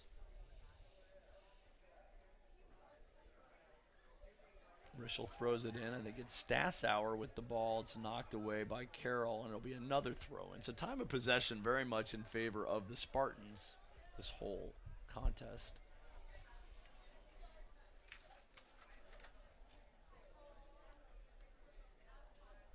There's the throw-in, knocked out of bounds, and that time it's going to be John Carroll possession.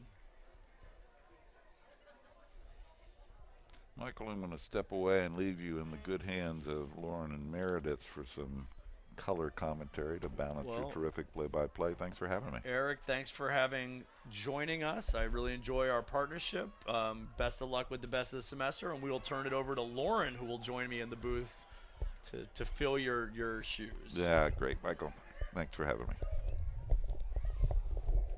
All right, welcome, Lauren. Oh, thank you. Happy to be back. So 38 minutes, Michael Goldberg here, joined by my new partner, Lauren, in the booth. I go from a president as my color commentator to a physician and soon to a math professor, so we'll switch Lauren and Meredith in here as the Spartans look to push it down on the other end. Lauren, what are you seeing so far here in the second half?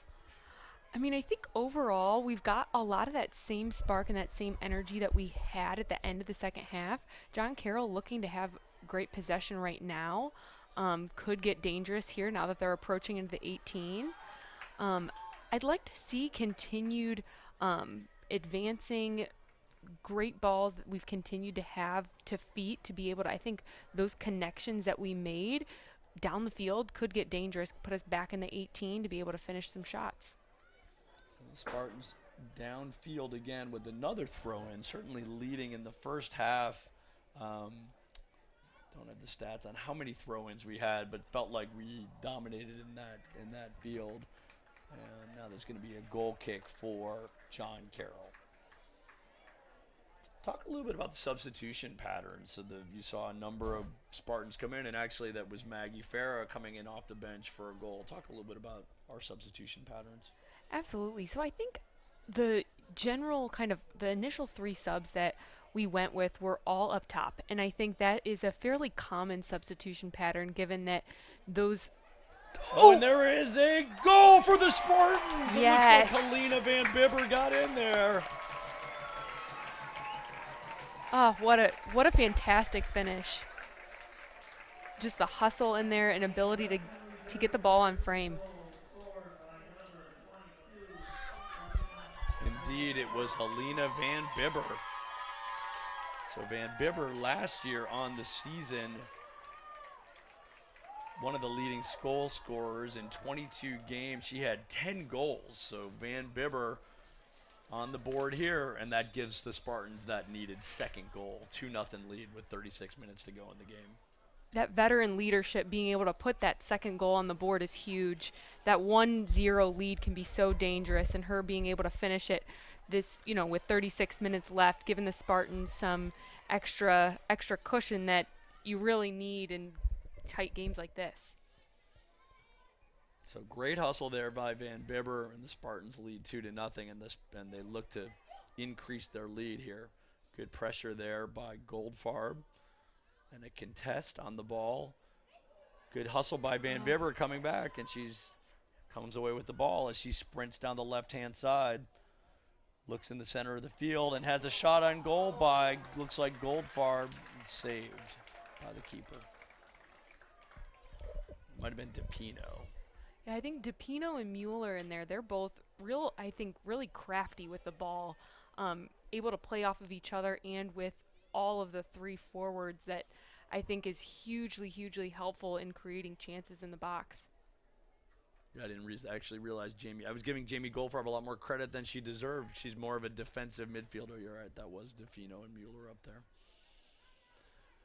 Goldfarb definitely locking it in the back. I think one interesting choice that I noticed was bringing Hartzler back to the center, to one of the center defenders, losing two very big veteran defenders that we had last year in White and Gomez. I think having her leadership back there with Rischel and Storty helps to kind of give that confidence in the back line that we've seen. They've had great balls to each other, being able to play, kind of start things slowly in the back to be able to move forward kind of systematically. I think that is a very interesting choice, and I think it's bode well for the team so far. So there's the pass upfield intercepted by Hartzler to Goldfarb.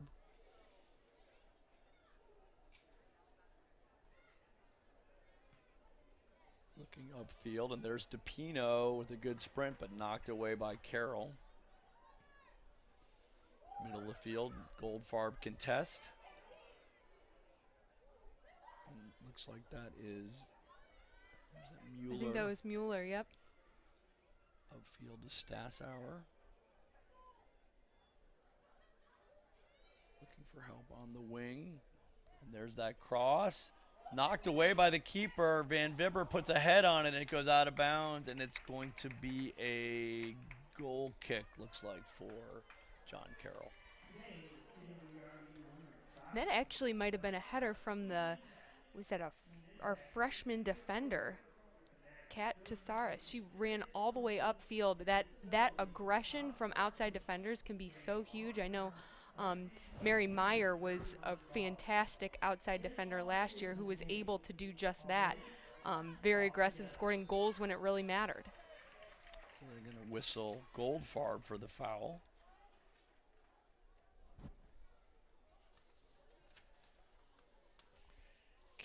Kat Charushouse is a freshman out of Akron, Ohio, first-year biology major, went to Revere High School, local. I think she's had a great debut so far. Been very solid in the back. Great addition to the team. Knocked away. And that's a nice play by Van Bibber, and she's sprinting in the middle of the field. Has Katuris on the right-hand side. Van Bibber continues to go. It's knocked away. DePino fighting for it and cleared by the Blue Streaks. There's Charuis taken away by John Carroll. Still fighting for the ball, and a good hustle play, and she's whistled. And again, Kat Katuris really making an impact here. Down to DePino. Gets pushed in the back. Ball's down in the corner. She saves it. and knocked away, and it's going to be a corner kick. As Meredith mentioned earlier, these corner kicks can be so dangerous. As a defender, back in my day when I played, they were always high pressure, high stakes situations. Being the one that was on the post trying to save balls that were about to cross the line, this could be a great chance for the Spartans. So there's the corner, knocked away. Good hustle. Looks like Van Bibber who kicks it back in. Fought for, believe it's Stassauer trying to chase it down. Trying to make a move on her defender, and that's knocked out of bounds. Another throw in for the Spartans.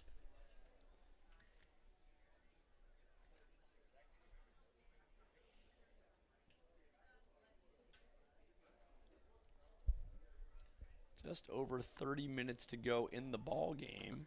And there's a pass inside, knocked over the crossbar. I believe that was Carroll and Couturis. The Spartans have had some great crosses in. I think that is going to bode well for them in the future, being able to continue to have balls that all we need is somebody to put it in and finish. The more you can get, the more chances you have. Looks like some substitutes getting ready to check in for the Spartans as Abby Richter goes to her bench.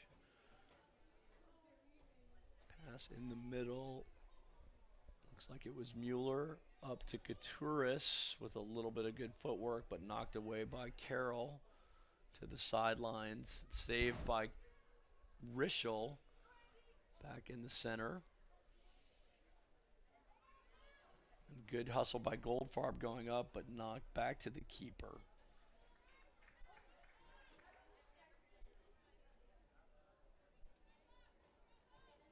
Now, were you surprised, Lauren, when you saw that the Spartans had earned a number 2 seed in the preseason, just given all the losses that we had in terms of talent last year? I personally think that they deserve it. I mean, I think the Spartans, the way that we were able to perform last year, I think they deserve their number 2 ranking up until somebody else proves that they deserve it more. Ball is a little bit of confusion on the back line as the Carroll defender knocks down, I believe that was Essex. Mm-hmm. So a little hesitation there, but Essex hustled back and then was taken to the ground, and that's going to be a free kick for the Spartans. Good composure on the ball, and I think it's easier to have that composure when you have such a strong back line, and including that keeper, Storty, behind you, just in case you need somebody for an outlet pass or somebody to have your back. And here go the Spartans. Good hustle by Couturis down at the other end as she looks to create, and her pass is knocked down, and it's going to be out of bounds for a corner kick for the Spartans. This may bring in, looks like 5 Spartans checking into the game.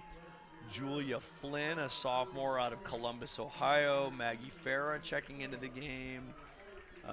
Number 14, Maya Healy, a first-year defender out of New Trier.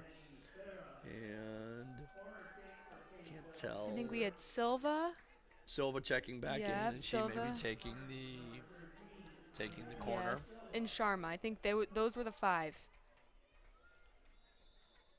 So some returning faces and some new ones. Silva sporting my old number 13, so excited to see her get the assist today. So Silva with the ball, puts it inside, and knocked out by Carroll.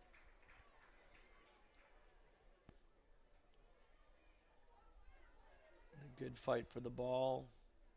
I think that's Sharma out there. Sharma puts it in the middle, and there's a shot on goal straight away right at the keeper. A good attempt by the Spartans. Yeah, I think that was DePino, and I think that was a great composure to bring the ball down. Sometimes it's easy to just try to one-touch those, but she had a great vision to be able to realize she had time to do that, and hopefully can put away the next one. Jamie Goldfarb with another good defensive midfield play, but the Blue Streaks take the ball back. With the ball on the left-hand side. Good fight by the Spartans. Looks like it's Silva over there. Or not sure. Actually, Silva's on this side. Yeah, that might be Sharma. Hartzler with the ball, and she's going to play it back to her goalkeeper. Maggie passes it off. Katie Rischel with the ball on the wing, and she plays it up. And here come the Spartans. Cleared away by Carroll.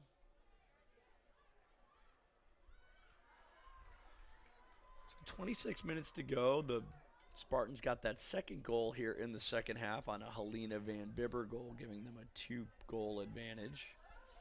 Oh, and a nice give and go as Hartzler comes up from the defensive position to her old offensive stomping ground, but that ball is taken away. A good aggressive play by the Carroll defense. DePino challenges, but now it's knocked into the box. Just CWRU again plays a good defensive ball, and now Storty has it for the Spartans.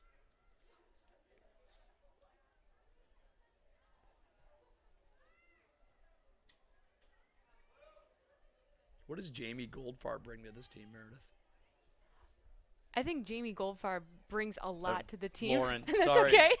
I was like, oh, Meredith, sure. Meredith's here. Meredith, what do you think? Meredith's coming. Sorry, Lauren, sorry. Well, Jamie Goldfarb, she had a fantastic NCAA tournament, and I think that her experience there, I mean, you could see she is an enforcer back there.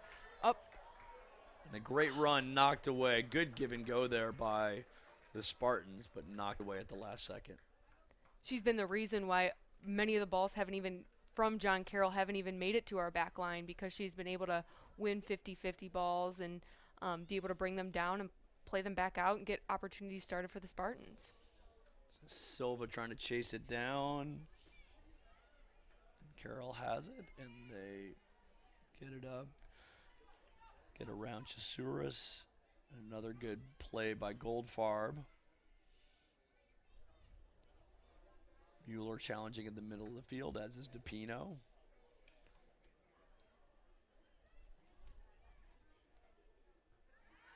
Good header.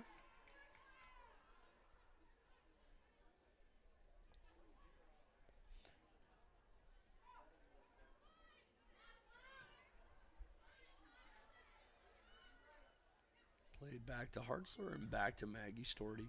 What does it mean to have a senior goalkeeper with all the experience that Maggie Storty has on the team? I think that's huge to have her eyes in the back of field. The goalkeeper really is, they've got such a great vantage point. They can see the game a little bit better than sometimes somebody who's right in the thick of it. So having her as a vocal leader, as somebody who can lead by example, a team captain, I think all of those things instill confidence and instill really great, I mean, she's a great leader. So I think having her in the back as your somebody that you can always count on is huge. So the Spartans in business downfield, kicked across the field. It looks like Silva with the ball trying to play it back, but knocked away. Kept in by CWRU.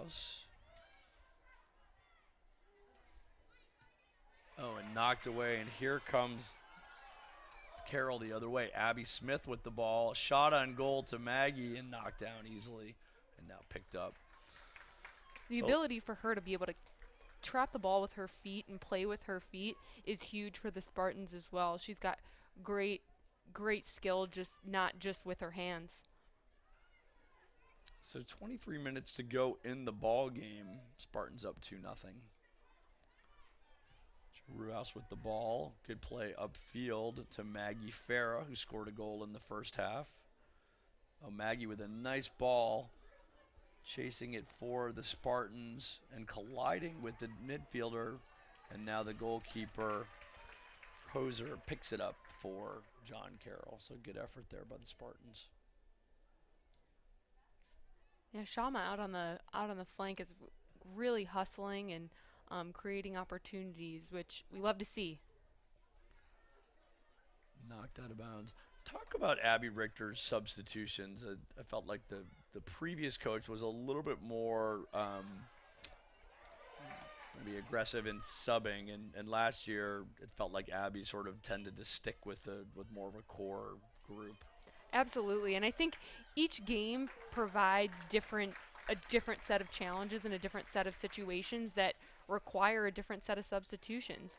I think today we saw that she ended up kind of subbing a whole line of forwards, which I think can be really beneficial because you've got a group of three that really can form really great connections, relationships, get to learn how to be able to feed off one another. So I think that can be really beneficial. I think last year she did kind of sub out a little bit more individuals to be able to keep her core group of veterans on the field. So I think really it just kind of depends on which situation presents itself, and we'll see kind of what the pattern ends up to be this year. So nice little attack here by the Spartans. It's cut in the center, and then Silva puts a head on it, and it is just over the net. Oh, nice play by your number 13. Absolutely, and those are the kind of plays you want. Just being able to challenge it in the box, you never know what's going to happen.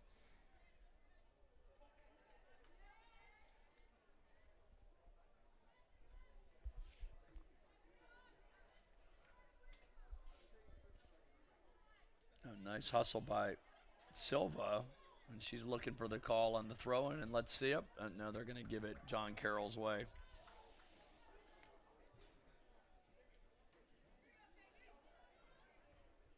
Kicked upfield. Hartzler with the ball. She's going to kick it back to Maggie. She's going to get it just at the edge of the box. Way out of the goal. She kicks it upfield to just Ruhaus. Farah goes down but maintains possession. Julia Flynn battling for the ball. Nice hustle there by Julia. And Goldfarb with a nice Great left ball. foot. Here goes Maggie. Maggie with the ball. And she is knocked down in the box. No whistle. And that's going to be a corner kick. That was a great ball by Goldfarb. I mean, perfect pace to be able to allow Maggie Farah to be able to run onto it. That's exactly what you're looking for in that situation. A couple of substitutes getting ready to check in for the Spartans. Sydney Schenk is one of them. Can't see the other. Maybe 18? And there's a ball knocked away and a shot on goal just over the crossbar by the Spartans. And here comes Sydney Schenk, and here comes yours, as you say, number 18, Kaylee Bannock, a first-year student out of Aurora, Illinois. So two players from the Chicagoland area. Looks like DePino having a seat, and also Ruhaus will take a seat after a really nice game so far.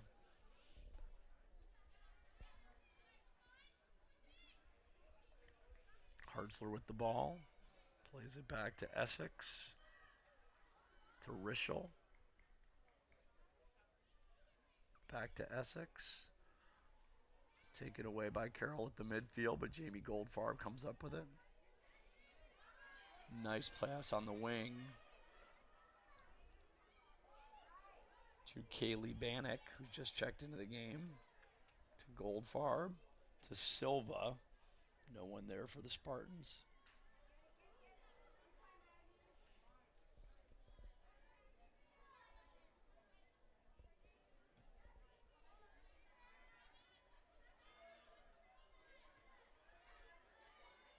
So the decision, you mentioned it before, to put an experienced leader, senior leader, back on the defense, and Hartzler.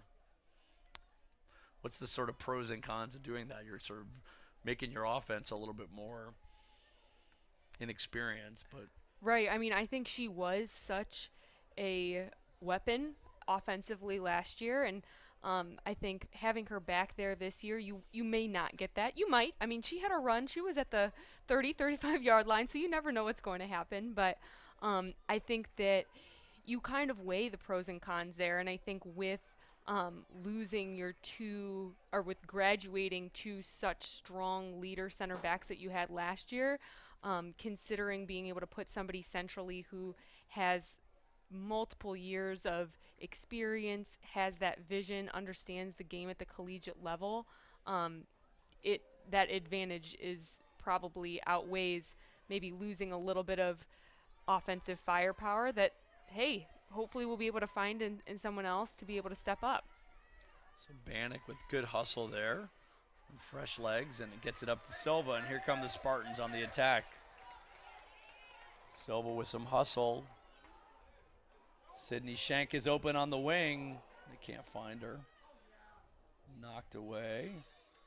And there's a whistle, and maybe with that, Lauren, I'll switch partners, get Meredith in the booth to take us home for the last 16:43. Lauren, thank you for your sharing the booth, and Meredith, bring it home. Hey, what's up? What's up? Any observations you want to share as we settle in here? Well, I'm really excited by number 18, Kaylee Bannock. She's had a great first 5-7 minutes in here. I think she's brought a lot of energy and making challenges. Of course, then she gives passes the ball to the up. other team and jinxed her. Commentator's curse. Back to Maggie. Picks it up. But I also think we just have a lot of fresh faces in there. It's good to get everyone their game legs on. And so I think this is good experience, and we'll see if anyone can make a little magic. 15 minutes to go. Spartans up 2-0.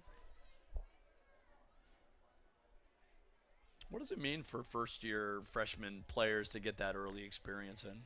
I mean, it's just a huge vote of confidence, and it just gives you that belief, that drive to keep going. Preseason's long and hard for these players, especially as a first year. You come in with a lot of nerves. And getting those first game legs in, it really feels like all of preseason was worth it. Andrea Silva battling for the ball. Knocked out of bounds. It'll be a goal kick. Now, is this the field? Did you guys play on this field when you were here? We did play on this field. I think the turf might be a little new. So what are the dynamics? I mean, in some ways, it's a little bit of an unusual home than that. The dorms are there. Did you happen to ever live in these dorms right near your field? So I didn't, but Lauren did. And I frequented her suite quite a bit. Nice little soccer suite there. But yeah, a lot of people live around in the village. You hear people shouting from their rooms. It's really awesome. Quite a new environment, a fun environment. And the nice thing about this field is you really get fans 360. People will go all along the fence here. And it's good to get shouts even when you're on the far side of the pitch. So the Spartans looking to attack. Ball in the middle of the field. Silva comes up with it, puts it with the left foot, stays with it, and it gets knocked away. And there's a whistle, and I think they're going to call Silva.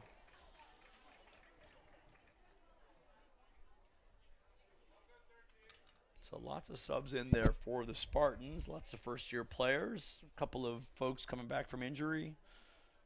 Be nice to see if they could get that third goal. Yeah, I'm honestly impressed with all these different faces, and we're keeping a good rhythm here. We're still putting pressure on. So I think that's hard to do when you have 5, 6, 7 new faces in the lineup. It's hard to keep that rhythm going, and I think they're doing a better job than most of it.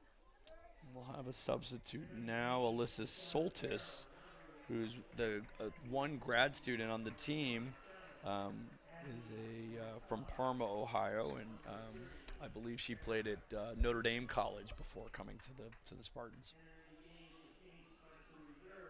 What was the impact of Cameron Hartman last year on the team? Oh, she was huge. I mean, just electric with the ball at her feet, and I think she provided something that our offense didn't have in the previous years. She's really great individually, one-on-one. In isolation, she just could torch defenders. And so I think it's a bit hard to replace. I think we have to be a bit more creative this season up top and work really on give and goes and one-touch passing, some dynamic movement, because I don't feel like we have necessarily a like-for-like anyone is going to go and torch people, but that's not to say that we can't still create the opportunities. Yeah, I think when Annika came back from her injury with Cameron Hartman, and then you had obviously Helena Van Bibber and Hartzler, I mean, you really had a lot of weapons, and it's different this year. Yeah, and I think one thing I'm excited for is CeCe DePino. She had a lot of time in the beginning of last season when Washburn was injured, and she really impressed me. And there's a pass inside. Oh, just outside of the head ball. Looks like, was that Hartzler who came up from the defense? It's hard to see. But I think with DePino and Goldfarb and Mueller getting really consistent minutes now and starts, I think they can show how dangerous they can be, which I think is really dangerous.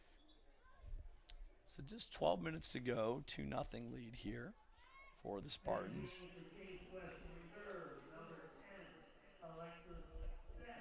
Stassauer checking back into the game.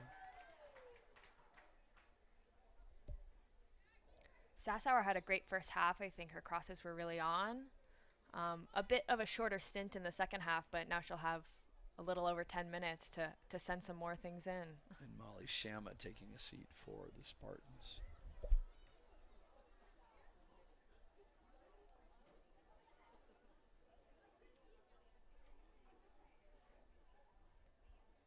What were some of your favorite opposing fields that you played on during your time as a Spartan? Oh, that's a great question. I think Emory is the one that comes to mind for everyone. They have some wonderful grass down there that we can't grow up here because it gets so cold. And then WashU's campus is really nice, and they had quite a nice stadium pitch too. So those are two schools that I really like to go to play at. They were really tough games, but the fields were quality. And what's it like? I mean, Eric was talking a little bit earlier about just travel. I mean, we were chatting about Stanford and Cal going into the AC, and there's a shot on goal saved. I mean, UAA athletes, I mean, the only bus ride is CMU, right? So, I mean, you're getting on flights. How hard was that? And some of those, I guess less so for soccer, you wouldn't play multiple games in a weekend, but how hard was it to kind of fly to opposing schools? Well, back in our day, I think Rochester was also a bus ride, which that's probably glad they stopped doing that. But it was I think that was one of the draws of the UAA, was that the travel schedule felt like commitment and felt serious like D1 schools. I think you had to learn that professionality of being a traveling athlete and handling your class schedule accordingly. But it really puts you in this business mode, like we're here to play and we're here to do well. And get in that mindset. And so I think it's a unique aspect that we're one of the few conferences in D3 that has that taxing travel schedule. Ooh, knocked down and no flag. No, that was felt yellow card worthy, but I guess at this point of the game, the ref is keeping their cards in their pockets. We were talking a little bit earlier about my former student, Tori Penso, who was the referee. I don't know if you watched her in the World Cup final. I don't know too many of my MBA students that go on to ref a World Cup final. Yes, and I saw during the World Cup that she was a Case grad. I didn't even realize that until the World Cup. That was very cool. Well, it was interesting. She reffed the semifinal game, and then Case making some substitutions here. So there are a number of us that were former students were texting about her doing the semifinal game, and then she got named for the final, which I guess is unusual. I mean, it's not. I guess it's atypical that you would ref a semifinal and then final. Nice little behind the back there. She just emailed with Tori today. She's going to be featured in an upcoming Case Western Reserve alumni magazine. All of a sudden, many people were like, "How do we get in touch with Tori Penso?" I'm like, "I know how to find her." She's amazing. A mom, 3 kids, just like worked in sports marketing before, and very, very cool story. Yeah, and reffing is one of the hardest jobs out there. Oh. Uh-oh. Oh, and there's a goal. Turnover late, and poor Maggie Storty. So there's that one goal. Defensive miscue down. And nothing Maggie could do about that. That'll happen early sometimes in the season when you're working on playing out of the back. Just a miscue. Needed to clear that ball out of danger. Pick the pocket right of the player there. So checking back into the game is Kat Charuhouse.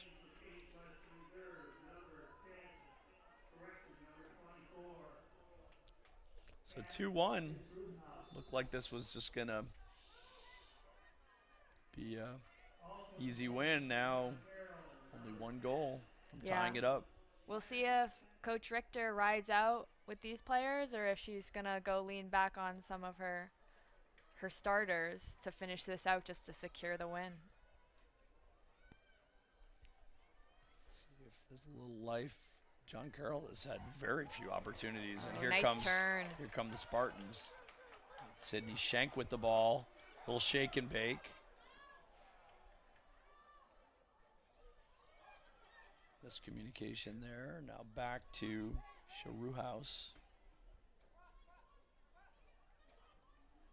To Silva. Pass in the middle. Sydney with the ball. Good layoff. Back to Hartzler. Hartzler to Essex. Dangerous pass, but on the wing. And here come the Spartans, looking to get that 2-goal advantage. Oh, nice ball. Out wide, here comes the cross. Little too much. Chased down by the Spartans. Oh, nice cut by the Spartans. Abby Noah. Kick back to the goalkeeper. No goal there, but a good response after letting one in. That was a nice attack sequence there.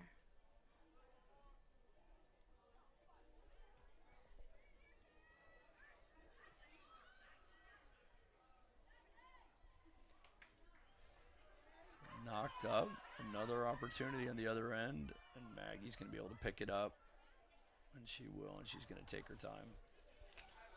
So not a lot Maggie could have done on that goal. It was just turnover and fired into the upper right corner.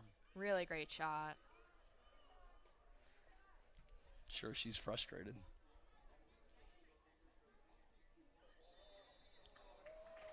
And there's a foul on the Spartans. Looked like on Sassower.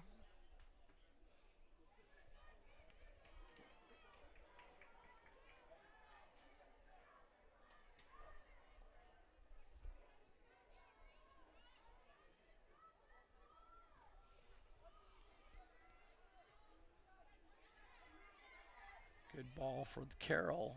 Knocked away and kept in bounds nicely. Hartzler kicks it out.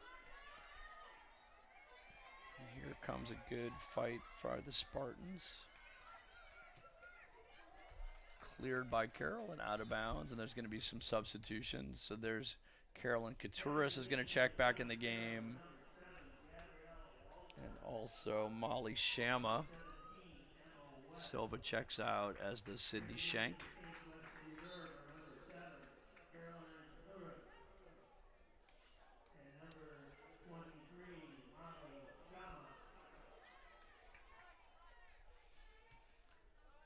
Hartzler comes up.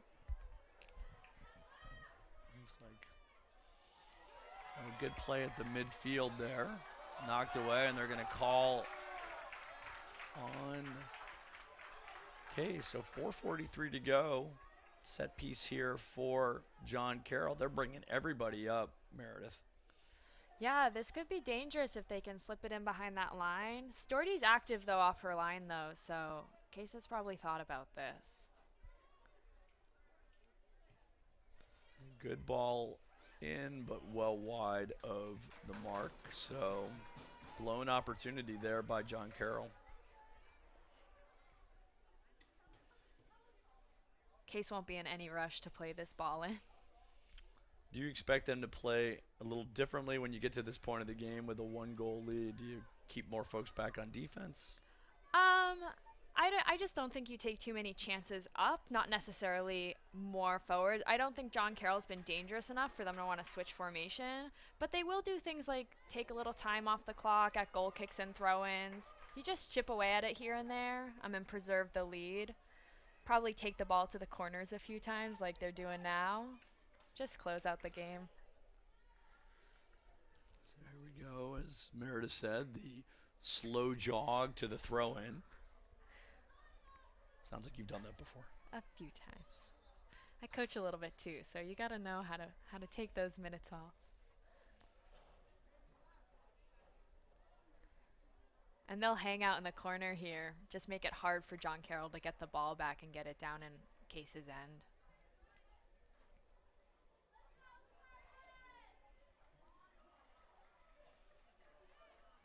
Case taking some time off. Here comes Carroll. Koser with the ball. She's going to try to play it downfield. Good defense Good there. win. And Goldfarb, good hustle. Oh, and a nice Oh, save. nice save on the line. And there's a call. So 2 minutes, 37 seconds to go. Case looking to keep it down in the Carroll end. Oh, there's going to be, how about a card there, referee?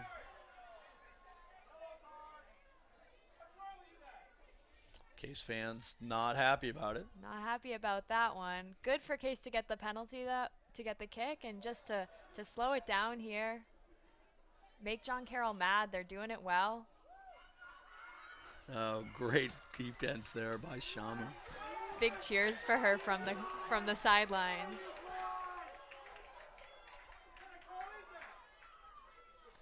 Case was looking for a call for the ball. Kicked out of bounds. Case ball. 1:48 to go.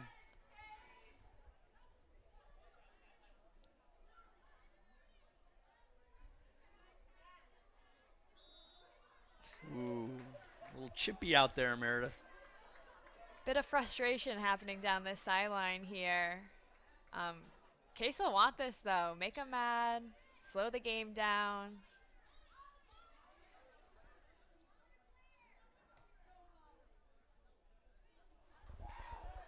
Got through to the corner. Shauna Probably has just the going to ball. hold it up there. And they're going to call it a throw in for Carroll. Case fans not happy about the pushing. Good cleanup in the middle. And they get the ball down. Oh, a beautiful play. I think that was Katie Rischel over there. Gets the ball to her teammate. Trying to run some more clock. There goes Case trying to get it into the corner. It's going to be a throw in for Carroll. 40 seconds to go. Head ball in the middle. Out of bounds, and this just might do it, Meredith. 30 seconds to go as Case takes its time on the throw in. Big long throw there. And we'll get another. Just 20 seconds to go. Taking their time. Looks like this will be victory number 1 of the season for the Spartans. As they count it down here. One last throw in. And that'll do it. So from the campus of Case Western Reserve University, your Spartans 2, John Carroll University 1. So glad to be with first President Eric Kaler and now Meredith and Lauren. Awesome having you guys back on campus and sharing your expertise on Case women's soccer with us. Join us for an upcoming game. We will be back in the booth soon as the Spartans head back to the field. So Michael Goldberg here, wishing you a wonderful weekend and a wonderful Labor Day, and good night, everybody.